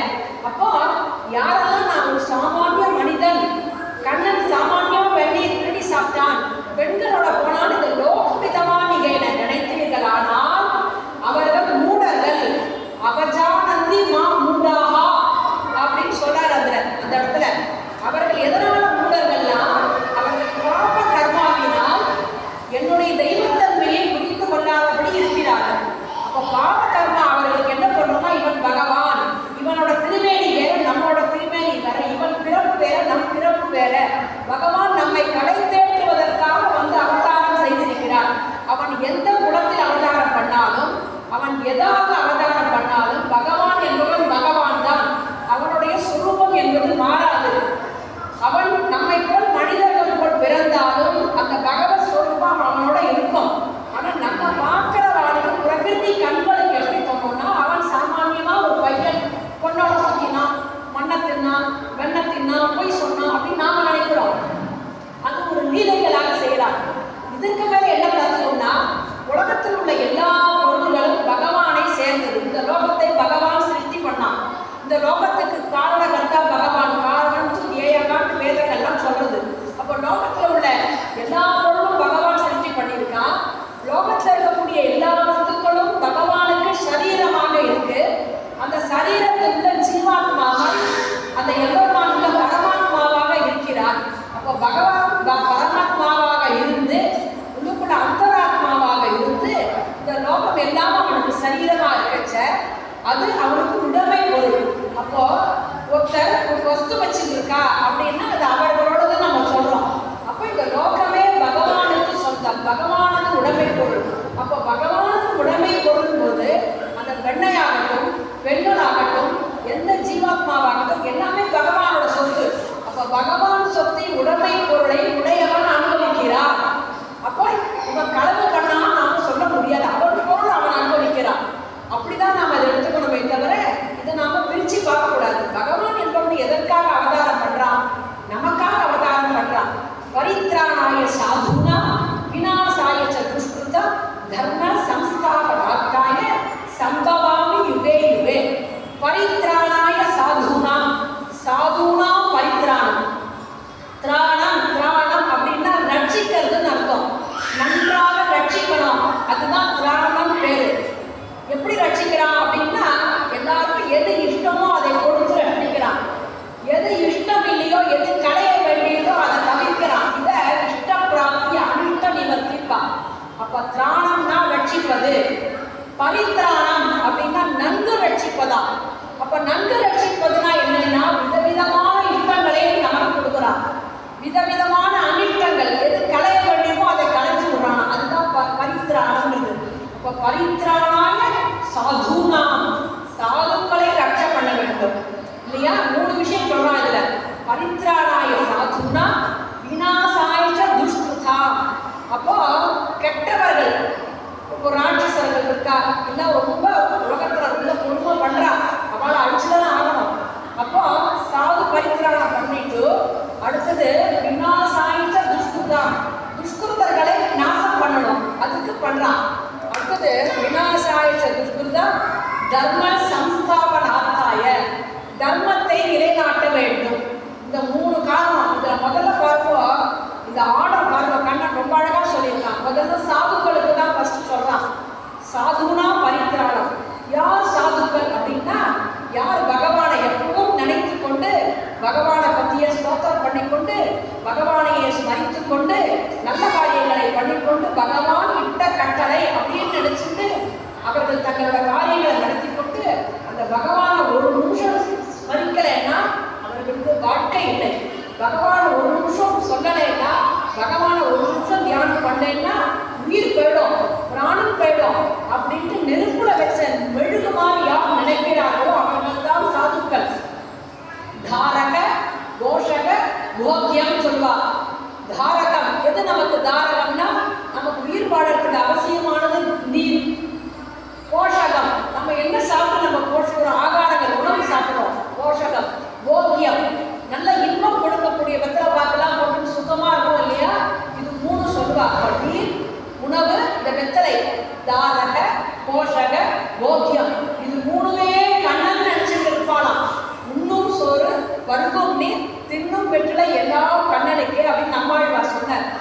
யார் எதை எடுத்தாலும் எந்த காரியத்தை கொண்டாலும் எதை ஸ்மரிச்சாலும் இது கண்ணன் இட்ட ஆணை, இது கண்ணன் இட்ட ஆணை நினைத்து கொண்டு மனசுக்குள் அந்த பகவானை நினைச்சுட்டு அந்த பகவானை நினைக்கிறேன்னா உடம்பு உருகி உள்ளம் உருகி ஆத்மா உருகி சரீரமானது சித்திரமாக போய் அவனை பத்தி பேசல, அடியார்களை பார்க்கல, பகவானோட நாமத்தை சொல்லலை அப்படின்னா நீங்க அவளுக்கு புராணம் போற மாதிரி ஆகுது இல்லையா? அவதான் சாதுக்கலாம். அவளுக்கு ஒரு ஆபத்து வந்து அவ இப்படி பகவானை நினைக்கிறதுக்கு ஏதாவது ஒரு தடங்கள் வந்து அப்ப அந்த பகவானை நினைக்க முடியாதபடி அவளுக்கு ஒரு கட்டம் வந்துருச்சுன்னா அதைத்தான் கலையிறான். சாது பரித்திராணம் நன்கு இட்டத்தை கொடுக்குறான். இவா இன்னும் பகவானை நினைக்கணும், இவா இன்னும் பகவானை சொல்லணும், இவா இன்னும் நல்லது பண்ணணும்னு நினைக்கிறதுக்கு உண்டான இஷ்ட பிராப்தியம் மேல மேல மேல கொடுக்கறது தான் இந்த இடத்துல பரித்ராணம்.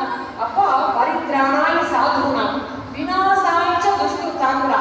இங்கதான் ஒரு முக்கியமான விஷயம். பகவான் துஷ்டர்களை அழிக்கணும். இதுக்கு அவதாரம் பண்ணிதான் துஷ்டர்களை அழிக்கணும்ன்றது கிடையாது. ஏன்னா சர்வேஸ்வரன் சர்வஜன் சர்வசக்தன். அவன் வைகுண்டத்துல இருந்துட்டு தன்னோட சங்கல்பத்திலேயே இவர்கள்லாம் அழிக்கணும் அப்படின்னு அவன் அங்க நினைச்சிருந்தாலே பொருள் அழிஞ்சுவான்.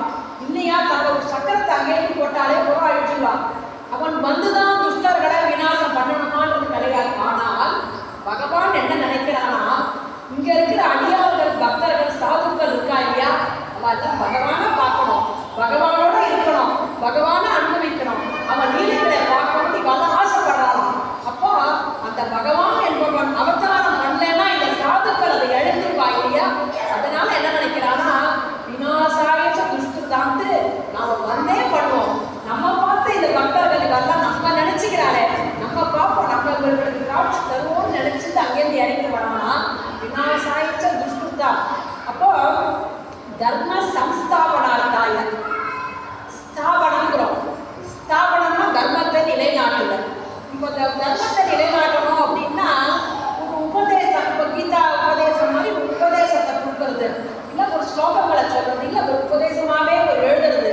இப்போ வியாசர் வால்மீகெல்லாம் பண்ண மாதிரி ஒருத்தர் சிருஷ்டி பண்ணி இந்த ஜனங்களுக்கு இதை உபதேசம் பண்ணி கொடுக்கட்டும் அப்படி கொடுக்கலாம் இல்லையோ? அப்படி கொடுத்தாலே போருமே. ஆனால் அப்படி அதுதான் ஸ்தாபனமா. ஆனால் சம்ஸ்தாபனம் தர்ம சம்ஸ்தாபனம்ங்கிறா. என்னன்னா இந்த பகவான் என்ன நினைக்கிறானா, இவர்கள் வந்து இப்படி தர்மத்தை நிலைநாட்டணும்னா நம்மளை காக்கணும்னு ஆசைப்படுறா, நம்மளோட இருக்கணும்னு ஆசைப்படுறா. அப்போ நாமே வந்து பிறக்கணும். நம்ம பார்த்து பார்த்து இவன் ஆசைப்பட்டு அந்த தர்மத்தை பண்ணட்டும், நம்மளோட விக்கிரகத்தை பார்த்து ரசிக்கட்டும், நம்மளோட ரூபத்தை பார்த்து ரசிக்கட்டும், நம்ம நீதிகளை பார்த்து ரசிக்கட்டும் அப்படின்றதுனால அவன் இறங்கி வந்து பண்றதுனாலதான் சம்ஸ்தாபனம். ஸ்தாபனம்னா ஒரு தானே அதற்கு வழிகாட்டி தானே அதை நடைமுறைப்படுத்தலாம், இல்லை யாரையாவது விட்டு உபதேசிக்கலாம். அப்படி இல்லாம சம்ஸ்தாபனம்ங்கிறான். அப்போ இந்த கண்ணனுக்கு என்ன ஆசை அப்படின்னா அடியாரோட இருக்கணும், தன்னை காட்டணும் அவர்களுக்கு. இதுதான் தர்ம சம்ஸ்தாபனார்த்தாய சம்பவாமி யுகேங்கிறான். வச்ச இந்த அடியார்கள் என்பவர் ஏன் இப்படி இருக்கா அப்படின்னா இந்த கோபிகைகளை சொல்றா இல்லையா? இந்த கோபிகைகள்லாம் எப்படி இருக்கான்றதுக்காக சொல்றா. இவ வந்து கண்ணனை விட்டு ஒரு க்ஷணம் இப்படி அண்ணனை போயிட்டா அவளால் தாங்க முடியாது.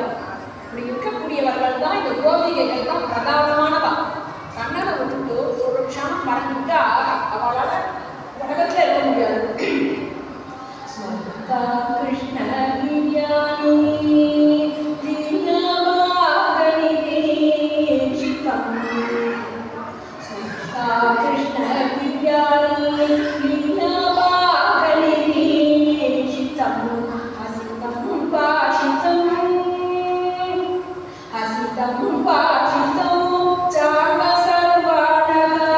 சித்தியா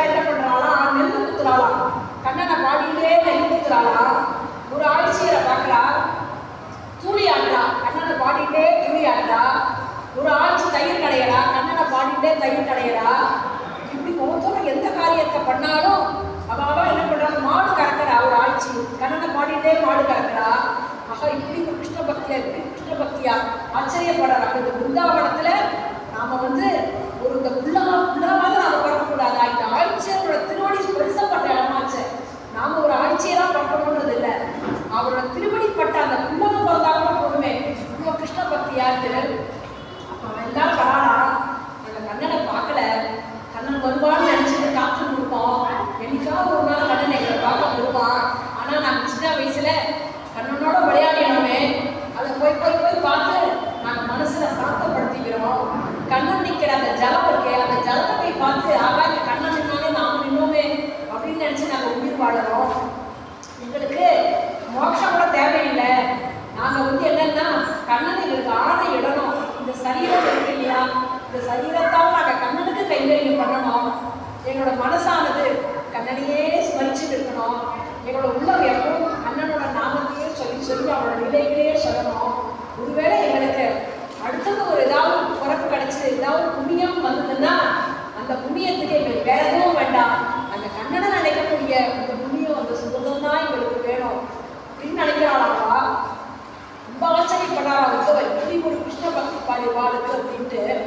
அதனால்தான் கண்ணன் இந்த கோபிமார்கள் கண்ணனிடம் வைத்த அன்பை காட்டிலும் கண்ணன் கோபிமார்கள்ட்ட அளவு கடந்த அன்பை வச்சிருந்தாங்க. ஏன்னா அவர்கள் எப்படி இருந்தா, ஒரு சமயம் புல்லாங்குழல் ஊதுறான் கண்ணன். அப்போ அவரவர் கோபிமார் ஒவ்வொரு வீட்டில் ஒருத்தர் காரியம் பண்ணிட்டு இருக்கா. ஒரு கோபி என்ன பண்றா, பால் காய்ச்சறா. கண்ணன் புல்லாங்குழல் ஊதினவுடனே அந்த பால் காய்ச்சிட்டே இருக்கா. அன்பெல்லாம் அடைக்கலையா, அப்படியே ஓடி வந்துட்டா. இன்னொரு வீட்டில் இன்னொரு கோபிமார் குழந்தைக்கு தாய்ப்பால் கொடுத்துட்டு இருக்கா. கண்ணனோட புல்லாங்குழலை கேட்கறா. அந்த குழந்தைய கீழே விட்டா, அப்படியே வந்துட்டா. ஒருத்தி அடுப்புல கஞ்சி காய்ச்சறா.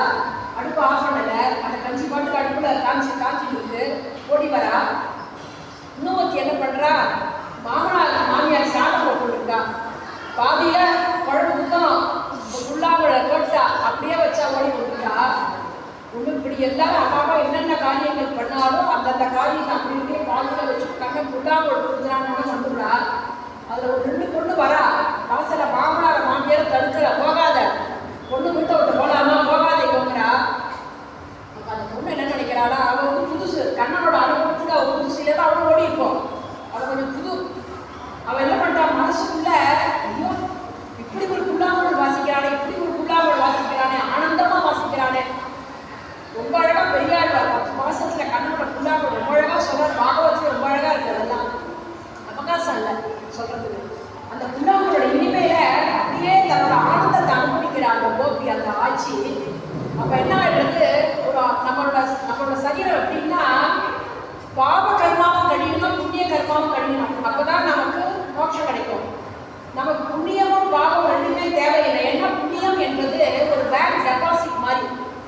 உங்களோட பேங்க் டெபாசிட் இருக்கிற வரைக்கும் உங்களுக்கு அதில் வட்டி வரும். புண்ணிய கர்மாக்கள் இருக்கிற வரைக்கும் உங்களுக்கு நல்லது. இந்த புண்ணிய கர்மாக்கள் இருக்குனாக்கா முடிஞ்சு அவ்வளோதான். பகவான் சொர்க்கத்தில் நம்மளை வச்சா அது புண்ணிய கர்மால நம்ம புண்ணியம்ன்றது முடிஞ்சுட்டோம், சொர்க்கத்தில் இறக்கி விட்டுடுவான். அதுக்கப்புறம் நம்ம திருப்பி ரெடியூ பண்ணிக்கணும்.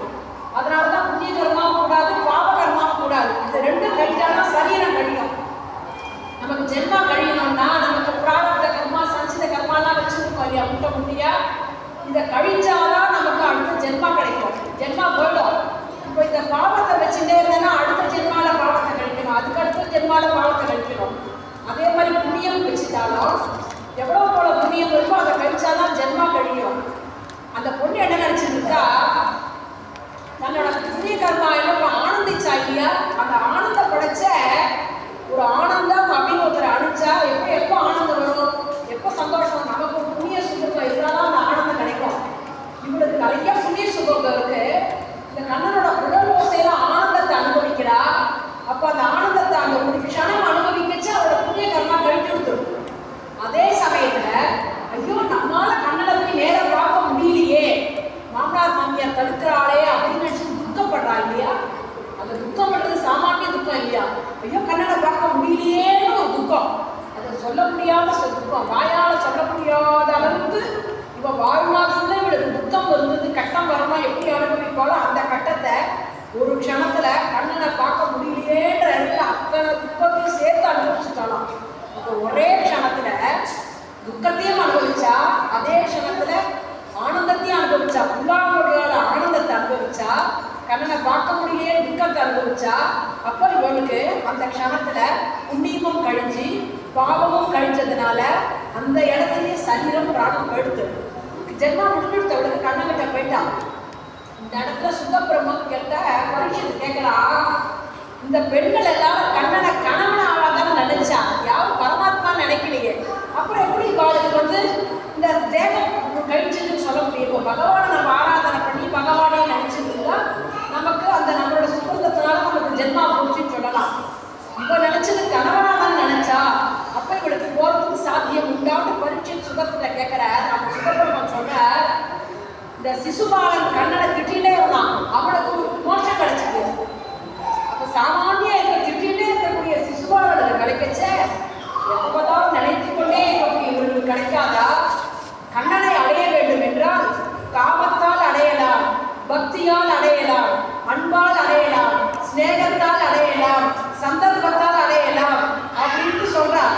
இந்த கோபிகள் மாதிரி கண்ணனிடம் காமம் இருந்ததுன்னா உண்மையான காமத்தோட எல்லாம் வீட்டில் இருக்கிற அத்தனை பேரையும் விட்டுட்டு சரீர பந்துக்கள்லாம் விட்டுட்டு கண்ணனே நமக்கு எல்லாருக்கும் ஓடி வந்தா இல்லையா, எல்லாவற்றையும் ஓடிட்டு வந்தா. அப்போ அந்த காமத்தினால் ஓடி வந்தாலும் இந்த பரமாத்மா இந்த ஜீவாத்மாவோட பரமாத்மாவுக்கு சொந்தம். அதை நினைக்கணும். நாம எல்லாம் பகவானுக்கு சொந்தம். நம்முடைய ஆத்மாவானது பகவானுக்கு சமர்ப்பணம் பண்ணணும், அவனுக்கு கைகறி பண்ணணும் அப்படின்னு நினைக்கிறோம் இல்லையா? அப்ப அந்த தேகம் வேற, தேகம் கழியக்கூடியது. தேகம் தேகினோஸ்மின் யதா தேகே கௌமாரம் யவனம் ஜராட்டு, இந்த தேகம் அழிஞ்சிடும். ஆனா ஆத்மாக்கள் என்னைக்கும் அழியாது. என்னைக்கும் பகவானுக்கு தொண்டு செய்வதுதான் ஆத்மாவின் சொரூபம். அப்ப அந்த ஆத்மஸ்வரூபத்தை உணர்ந்து ஜீவாத்மாவாக இருக்கக்கூடிய இந்த 1000 சிறுமியர்கள் பரமாத்மாவாக இருக்கக்கூடிய அந்த கண்ணனுக்கு இதை சமர்ப்பிக்க வேண்டும், அவனுக்கு தொண்டனாக இருக்க வேண்டும், அவனுக்கு தாசனாக இருக்க வேண்டும் சொல்லிட்டு பரமாத்மாவை அடைவதே ஜீவாத்மாவின் தன்மை நினைச்சு நாங்க போனா இல்லையா? அதனால அவள் உற்றார் உறவினர் நண்பர்கள் எதையும் பார்க்காதனால அது போனதுனால காமத்தினால் கண்ணனை அடைந்தார்கள்.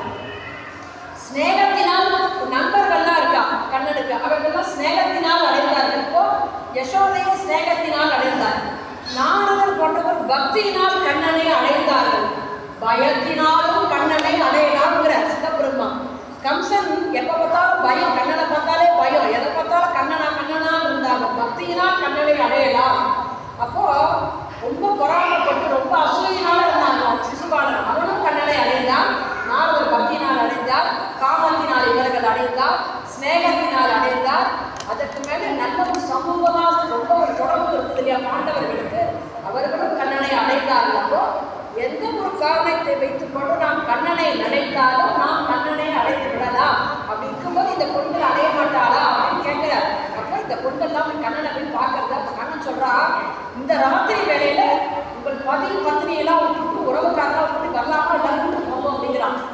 அப்ப சொல்றா, அவெல்லாம் சரீரம் எடுத்ததுனால எங்களுக்கு கணவர், சரீரத்தினால எங்களுக்கு தாய் தந்தையர், சரீரம் எடுத்ததுனால நண்பர்கள், ஆனால் எல்லாமாக தாயாக தந்தையாக எல்லாமாக இருக்கக்கூடிய ஒன்றை விட்டு நாங்கள் எப்படி அங்கே போவோம்?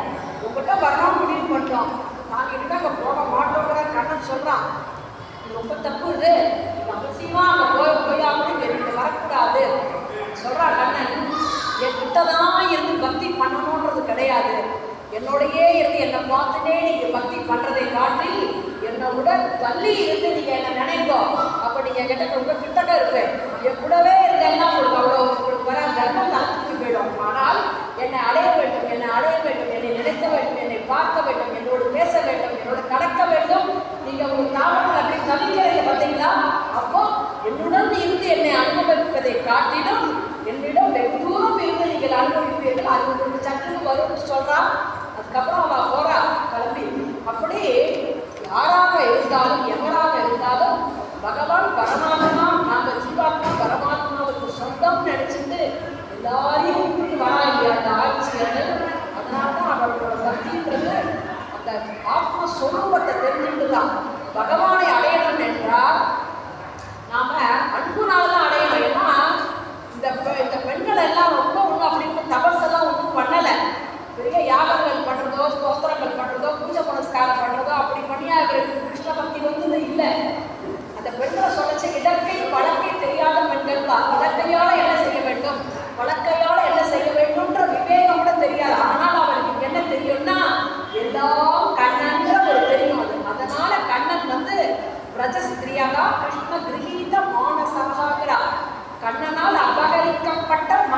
உடையவர்கள் இந்த பெண்களா. அதனால பகவான் அடையணும்னா பெரிய யாகம் பண்ணணும், யஜ்ஞம் பண்ணணும் அப்படின்னு இல்லை. அதுவும் ஒரு கதை இருக்கு. கண்ணன் வந்து இந்த 1000 பசங்க கூட சொல்லி முடிச்சல. இதோட 1000 பசங்களோட எல்லாரும் மாடு வச்சுட்டு வரான். அப்படி வரைச்ச யமுனா நதி கரையில என்ன இருக்கு, மாடுகள்லாம் இப்படி மேய்ஞ்சிட்டே போட்டு சிவர்கள்லாம் மேய்ஞ்சிட்டே போறா. நல்லா உச்சி வெயில் வந்துடுத்து. அவ இருக்கிற எடுப்பெடுத்து தாண்டி ரொம்ப தூரம் வந்துட்டான். எல்லாம் அங்கே இருக்க என்ன பண்றா, கண்ணன் அந்த பசங்களெல்லாம் கூப்பிடுறான். கூப்பிடுச்சு அங்கே மரங்கள்லாம் நிறைய பழுத்து தொங்குறது, காய்கறிகள்லாம் நிறையா இருக்கு, நிழல் தருது. ரொம்ப வெயிலா இருக்கிறதுனால இதுகள் எல்லாம் அந்த நிழல்ல போய் உட்காரா. அப்ப கண்ணன் சொல்றான் அந்த பசங்க கிட்ட, 1000 சிற்பியர்கள் எல்லாரும் இருக்கா, கோபுரமே அங்கே வந்துடுச்சு. இங்க பத்தியா இந்த மரத்தை பாரு, இந்த மரம் வந்து பனியில இருக்கு, மழையில இருக்கு, காத்து வந்ததுன்னா காத்துலயும் இருக்கு, பூகம்பத்திலையும் இருக்கு, புயல் காத்துலயும் இருக்கு, வெயிலையும் இருக்கு. ஆனாலும் அந்தந்த காலத்துக்கு நமக்கு பலன் தருது. அது போல மனிதர்கள் என்ன பண்ணணும், புயல் காத்து அடிக்கட்டும், பூகம்பம் வரட்டும், வெயில் வரட்டும், மழை வரட்டும், நாம மற்றவர்களுக்கு பயன்படணும். இந்த மரம் மட்டும் கிடையாது, மரத்தோட கிளைகள், மரத்தின் இலைகள், மரத்தின் பூக்கள், மரத்தின் பிசி, மரத்தின் வேர், அந்த மரம் காஞ்சி போச்சுன்னா கூட அதுவும் பிரயோஜனப்படுறது. அதை போல மனிதர்கள் மற்றவர்களுக்கு இருக்க வேண்டும் சொல்றா. எல்லாம் கேட்டுக்கிறா. அப்பா நாங்கள் வந்துட்டோம், எனக்கு ரொம்ப பசிக்கிறது, ரொம்ப தாகமா இருக்குங்கிறா கண்ணன்கிட்ட. அப்ப கண்ணன் என்ன பண்றா, இப்படி பார்க்கறான். கொஞ்சம் தூரத்துல சத்திரயாகம் பண்ணிட்டு இருக்கா அந்தணர்கள் எல்லாரும். கண்ணன் சொல்றான், நானும் பலராமனும் உங்களை அனுப்பிச்சோன்னு சொல்லி அவர்கிட்ட போய் சொல்லு. அந்த அந்தணர்கள்ட்ட போய் கண்ணனும் பலராமன் அனுப்பிச்சா அவர்களுக்கும் பசிக்கிறது, எல்லாருக்கும் பசிக்கிறது, கொஞ்சம் அன்னத்தை யாச்சகம் கேட்டான்னு போய் கேட்பான்னு சொல்றான். உடனே இந்த 1000 சிறுமியர்கள்லாம் போறா, சிறுவர்கள்லாம் போறா. போனவங்க அங்கே பெரிய சத்திர யாகம், அது வந்து சொர்க்கம் வேணும்ட்டு அவ யாகம் பண்றா. அந்தணர்கள் எல்லாம் பெரிய ஆங்கீரச யாகம் பண்ணிட்டு இருக்கா. போய் நமஸ்காரம் பண்றா. நமஸ்காரம் பண்ணி சேவிக்கிறா. அவ கேட்குறா, என்ன வேணும் உங்களுக்கு? நான் வந்து கண்ணன் பலராமோட வந்துட்டோம், அங்கே இருக்கோம், மாடுகள்லாம் மேய்ச்சிட்டு வந்துட்டோம், ஊரை விட்டு தாண்டி வந்துட்டோம், ரொம்ப தூரம் வந்துட்டோம், எனக்கு ரொம்ப பசிக்கிறது, தாகம். கண்ணனும் பலராமனும் உங்களை வந்து அன்னத்தை யாச்சகம் கேட்டு வாங்கிட்டு வர சொன்னார் அப்படிங்கிறான். சொல்லிட்டு இந்த யாகங்கள்லாம் பண்ணச்ச நைவேத்தியம் பண்ணுவா. அதுக்குன்னு அந்தந்த கிரியைகள்லாம் இருக்கு. இந்த கிரியைக்கு நைவேத்தியம் பண்ணா அந்த பிரசாதத்தை கொடுக்கலாம், எல்லாரும் சாப்பிடலான்ட்டு கண்ணன் சொல்லி அமைச்சிருக்கான். இதெல்லாம் முடிஞ்சுட்டு இந்த பிரசாதத்தை கொடுக்கலான்னு சொல்லிவிட்டு அந்த கிரியைகள் பேரெல்லாம் சொல்லி இப்போ இந்த கிரியைகள்லாம் ஆயிடுதான், அதனால இந்த பிரசாதத்தை நாங்கள் சாப்பிடலாம் அப்படின்னு வாங்கிட்டு வர சொன்னார் கண்ணன் அப்படிங்கிறான். உடனே அவன் வந்து ரொம்ப பிரம்மஞானிகள். அந்த இதுலயே இருக்காங்க, நமக்கு சொந்தமான அதுதான் யாகம் பண்றோம் அப்படின்ட்டு அதுல காலி புரியா இருக்காங்க. இந்த பசங்க சொன்னதை காதல வாய்க்கல, யாரும் கொடுக்குவோம் இல்லை, கொடுக்கறேன்னு எல்லாம் கொடுக்கலன்னு சொல்லல. அவன் மட்டும் சொந்தமானே அதுல யாகத்தை செஞ்சுட்டு இருக்கான். இவன் நின்று பார்த்துருக்கான். சரி இது ஒன்றும் நடக்கலன்னு வந்துட்டான். கண்ணன் சொல்றா, அவன் வந்து கொடுக்குறேன்னு சொல்ல, கொடுக்கலன்னு சொல்லல, ஆனா வந்து ஒன்றுத்தையும் காணும் அப்படிங்கிற. அப்படியா அப்படின்னு கண்ணன் பண்றா சிரிச்சுட்டு. அங்கேயே அந்த அந்தணர்கள்லாம் இருந்தா இல்லையா, அவன் உங்களுக்கு தரல. அவ பத்தினி மாடலாம் உட்காந்துருக்கா. அவன்கிட்ட போய் கேளு, கண்ணனும் பலராமன் வந்திருக்கா, யாகத்துல ரொம்ப பசி வந்துருக்கு, ஊரை தாண்டி ரொம்ப தூரம் வந்திருக்கா, திருப்பி வீட்டுக்கு போய் சாப்பிடுறது கஷ்டமா, நீங்க யாகத்துல நிறைய பிரசாதங்கள்லாம் பண்ணிருப்பேன், கொஞ்சம் யாச்சகம் கேட்டேன். அவ பத்தினி மாடலாம் உட்காந்துருப்பா, அவள்கிட்ட போய் கேளுக்கா. உடனே இந்த பசங்க வந்தா பத்தினி மாடலாம் யாகத்துல அழகா அலங்காரம் பண்ணிட்டு அப்படியே சாட்சாத் மகாட்சிகள் எல்லாரும் உட்காந்துருக்காங்க. பட்டுக்கூட கட்டிட்டு சப்புன்னு அலங்காரம் பண்ணிட்டு யாகத்துல உட்காந்துருக்கா. இந்த பசங்க அப்படியே அவளை ஊரு சேமிக்கிற அஞ்சலி பண்ணுறா. யாருப்பா தம்பி, யாரு, எனக்கு என்ன வேணும், எங்கேருந்து வரணும் அப்படின்னு கேட்குறா. கண்ணனும் பலராமனும் வந்திருக்கான்னு சொல்றா. அவ்வளவுதான். அப்படியா அப்படியா, எங்க எங்க எங்க, அவளுக்கு ஒண்ணுமே தெரியலையா, என்ன வந்திருக்கா, ஒன்றும் இல்லையா, பசிக்கிறதா, உங்களுக்கு பிரசாதம் கொஞ்சம் வாங்கிட்டு சொன்னா. அவ்வளவுதானா. 4 விதமான சாப்பாடு எல்லாம் டப்பாட எடுத்து போட்டு 4 விதமான ரசங்கள் அத்தனையும் எடுத்து போட்டோம்னே இந்த இருக்கிறவாங்க அதிக போட்டு என்ன தடுக்கிறா. அவ காலையே வாங்கிக்கலையா, எடுத்து ஓடி வரானா. கண்ணன் வந்திருக்கானா, கண்ணனுக்கு சாப்பாடு எடுத்து போகணும், கண்ணனுக்கு சாப்பாடு, பலராமனுக்கு சாப்பாடு எடுத்து போகணும், பசங்களாம் வந்திருக்காளா, வாங்க வாங்க, அத்தனை சாப்பாடு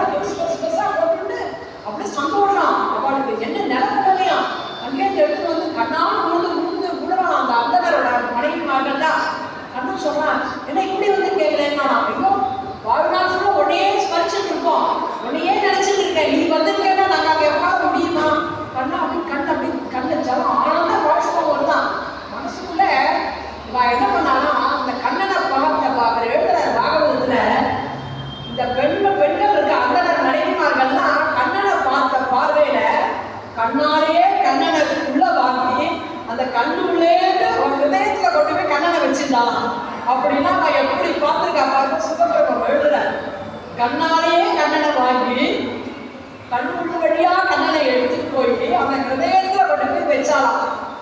கண்ணன் சொல்றான், ஐயோ நீங்க இங்க வரக்கூடாது, ஏன்னா மனைவி இல்லாம யாகம் பண்ணக்கூடாது, நீங்க போங்க அந்த யாகத்துக்கு போங்க, சத்திர யாகம் நடக்கிறது, நீங்க வந்துட்டேங்க, ஐயோ நாங்க இனிமே வந்தா எங்களை போய் சேர்த்து பாடாலாம், நாங்க இனிமே அங்க போக மாட்டோம், நாங்க இங்கதான் இருக்கோங்கிறாளாம். கண்ணன் சமாதானப்படுத்தி வாழ அனுப்புறான். அனுப்பிச்ச உடனே எனக்கு தெரியும் உங்க மனசுல பக்தி இருக்கு, உங்களை ஒன்றும் வேற ஒன்றும் சொல்ல மாட்டாங்க, தாராளமா போட்டோம் அப்படின்னு எல்லாரும் உட்காந்து அந்த அன்னத்தை சாப்பிட்டாலாம். இங்க போன உடனே எப்படி கருத்து வச்சோடனே அந்த அன்னவர்கள் நினைக்கிறா, அது வரைக்கும் அவளுக்கு தோணலை, நான் போயிட்டு வந்தோம்னா தோன்றது, இந்த பெண்கள் ஒரு சந்தியாவனம் பண்ணியிருப்பாளா, இல்லை ஒரு அக்னி காரியம் பண்ணாளா, இல்லை இப்போ ஏதாவது ஹோமம் பண்ணாளா, இல்லை ஏதாவது தபஸ் பண்ணாளா, இல்லை விரதம் ஏதாவது இருந்தாளா, இந்த பெண்களுக்கு ஒன்றுமே கிடையாது, எல்லாம் நாங்கள் தான் கத்தரையில சந்தியாவனம் பண்ணுறோம், தபஸ் பண்ணுறோம், மத்தியானம் பண்ணணும், ஹோமங்கள் பண்ணுறோம், ஆராதனை பண்ணுறோம், இத்தனை பண்ணுறோம். ஆனால் இதெல்லாம் எதுக்கு பண்ணுறோம்? எந்த பகவான் எதுக்கு அந்த அக்னி காரியங்கள் ஆகட்டும், அந்த நெய் ஆகட்டும், அந்த இருக்கிற அபிஸ் ஆகட்டும், அந்த அபிஸ் கொடுக்குற இந்திராதி தேவதைகளை எல்லாம் யாருக்கு போய் சாட்சாத் பரமாத்மாட்ட போய் சேர்ந்தது. அப்ப அந்த பரமாத்மான்ற ஞானம் எந்த பரமாத்மாவை நோக்கி நாம் இந்த யாக யஜ்ஞங்கள் பண்ணிக்கிறோமோ அந்த பரமாத்மாவை சாட்சாத் வந்து யாச்சகம் கேட்கச்ச, அப்பா உன்னை நினைச்சுதான் நாங்கள் அது யாருக்கு பண்றோம், இது உனக்கு சேர்ந்ததாச்சு எடுத்து கொடுக்கக்கூடிய ஞானம் இவர்களுக்கு சந்தியாவதனம் பண்ணி வரல, தபஸ் பண்ணி வரல, ஆராதனை பண்ணி வரல, சத்திரயாகம் பண்ணி வரல. அப்போ கதறினாலாம், இந்த பெண்கள் எல்லாம் ஒன்றும் பண்ணினது கிடையாது, ஆனால் இவர்களுக்கு கண்ணன் தான் எல்லாம் அப்படின்ற ஒரு இந்த பக்தி உங்களுக்கு எப்படி வந்தது? எங்களுக்கு இத்தனை பண்ணி வரலையா, அப்ப நாங்க பண்ணதெல்லாம் வேஸ்ட், எதுக்காக சந்தியாவதனம் பண்றோம்? சந்தியாவதனம் எந்த தேவதையை குறிச்சு போறது? எதுக்கு யாகம் பண்றோம்? இந்த யாகம் யாருக்கு போறது? இல்ல நாங்க இத்தனை விரதங்கள் இருக்கோமே, இந்த விரதம் யாரை நினைத்து கொண்டு இருக்கோம், எல்லாம் சாட்சாத் பரமாத்மாவுக்கு போகச்ச. அப்ப அந்த மூலத்தை நாங்க நினைக்காம இந்த காரியத்திலேயே நாங்க இருந்தோமே, அப்ப என்ன பிரயோஜனம்? யார் மூல காரணம், மூல புருஷன் யாருக்கு? யாருக்கு? யஜ்ஞ சுரூபி, சாட்சாத் யஜ்ஞ சுரூபி. அகம் கிரதுகு அகம் யஜ்ஞா அப்படிங்கிற கண்ணன் கீதையில, நான் தான் யஜ்ஞம், நானே அக்னிகி அப்படிங்கிறான். அப்போ அக்னி வச்சு நீ பண்ற, இந்த அக்னி கண்ணனே அக்னின்னு சொல்றான். அப்ப அந்த அக்னிக்கு போய் தேவதை அவன்கிட்ட போகிறது, அப்போ சாட்சாத் பரமாத்மாவுக்கு போகிறது. அவன் வந்து கேட்கிறானேன்ற அந்த ஞானம் இல்லாம நீ பண்ணக்கூடிய எந்த கிரியையும் அப்போ வியர்த்தம் வேஸ்ட் இருக்கும். அப்போ இந்த பெண்மணிகள் எதுவுமே கிடையாது, எந்த அதெல்லாம் உனக்கு கண்ணன் வந்திருக்கான்னு வச்சு அந்த கண்ணன் பரமாத்மா அந்த பக்தியில ஓடினாலே, அப்போ சொல்றாளா, எங்க தபஸை சுடணும் அப்படிங்கிறான் அந்த அந்தனர்கள். எங்க தபஸ் பண்ணோமே அத்தனையும் சுடணும், எங்களோட காரியங்களெல்லாம் சுடணும், எங்களுக்கு என்ன இப்படி ஒரு முட்டாள்தனமா நாங்க பண்ணிட்டோம், எந்த பரமாத்மாவை நினைச்சு இதெல்லாம் பண்ணோமோ அந்த பரமாத்மா கேட்கிறான்ற ஞானம் இல்லாம நாங்க நடந்துட்டோமே, இது வெக்கமா இருக்கு அப்படின்னு சொன்னாலாம். அதே அந்த பெண்களை பார்த்து, ஐயோ உங்களுக்கு இப்படி ஒரு பக்தியா, நீங்க எதுவும் பண்ணலாமா மனசுல நீங்க, அப்போ இதெல்லாம் பண்ணக்கூடாதுன்னு சொல்லலை, யாரும் பண்ணாலும் யஜ்ஞம் பண்ணாலும் நமக்கு அந்த இடத்துல நம்மளோட விவேகத்தை உபயோகப்படுத்தணும். யாருக்கு பண்றா? பகவானுக்கு போய் சேர்றது. அப்ப அந்த பகவானே வந்து கேட்கச்சு, அப்போ அது யாகத்துல என்ன விசேஷம்? அவங்களுக்கு நேரடியா போது அவங்க வந்து கேட்கச்சு, அப்பா நீ ஆபீஸ் அங்கேயே நான் தர்மம் எடுத்துக்கோ அப்படின்னு சொல்லக்கூடிய ஞானம் இல்லாம நீ எந்த கிரியை பண்ணாலும் பிரயோஜனம் இல்லை. கிரியையே பண்ணலைன்னா கூட எல்லாம் பகவானுக்கு நினைத்த அந்த பெண்களுக்கு அத்தனை சாட்சாத் கண்ணன் அனுகிரகம் பண்றான். அப்ப கிரியை பண்ணாதவாறு பகவான் அனுகிரகம் பண்ண மாட்டான், பண்ணினவாறு தான் அனுகிரகம் பண்ணாலும் கிடையாது. அவரவர்கள் மனசுல எப்படி பகவானிடத்தில் அன்பு செலுத்துகிறார்கள் பகவானுக்கு தெரியும். ஒத்தொத்தரோட பக்தி ஒவ்வொரு விதம். ஆயிரக்கணக்கான முந்தைய காலத்துக்கு வாழை இறைச்சதுனால கிடையாது, உள்ளுக்குள்ள இருக்கிற அன்பை பகவான் பார்க்கலாம் இல்லையா? அப்போ இந்த ஆட்சி பெண்கள் ஆகட்டும் யாராகட்டும் அந்த அன்புக்கு கட்டுப்பட்டு இருக்கான். அதுதான் அந்த கிருஷ்ண தத்துவங்கிறது. சாமானிய ஜனங்களாக வந்து பிறந்து சாமானியமாக அவர்களோட வாழ்வாதாரத்தை வாழ்ந்திருந்து இந்த ஆட்சியர்கள் யாரும் வேண்டாம், தாயாகட்டும் தந்தையாகட்டும் கணவனாகட்டும் உட்காராகட்டும் எதுவும் இல்லையா, எல்லாரும் கண்ணன் நினைக்கிறான் இல்லையா? அந்த பிறவி எடுத்துக்கிற மோட்சம் கூட வேண்டாம், ஆனால் கண்ணனுக்கு கைத்தறியும் பண்ண வேண்டும். அந்த அன்பு நினைக்கிறாரே, அந்த அன்புக்கு கட்டுப்பட்டவன் தான் கண்ணன். அதனாலதான் இந்த லோகத்துல இந்த ஆயர் சிறுவனா வந்து அவதாரம் பண்ணி சாமான்யமாக இருக்கேன்னா ரொம்ப பெரிய இதில் குழந்தை ஞானத்தோட இருக்கிற குளத்துல பண்ணணுன்றது கிடையாது. சாமான்யமா இருந்து தன்னோட லீலைகளால் எல்லாரையும் மயக்கி தங்கிட்ட சேர்த்து கிருஷ்ணாவதாரத்தின் சிறப்பு. தன்கிட்ட ஈடுபட வச்சான், தான் ஒரு நிலையை காட்டி தன்னிடம் அபிமானம் கொள்ள வச்சான் இல்லையா? அப்போ அந்த ஆய சிற்பியர்கள் போல நாமுமே நமக்கு சாஸ்திர சம்பிரதாயம் தெரியுன்ற அவசியம் கிடையாது. அந்த உள்ள அந்த தூயான்பா திருவள்ளியில வச்சுட்டு பா கண்ணா இதான் இப்ப கையை கூப்பினாரே கண்ணன் இறைவன் வந்து விடுவான்னு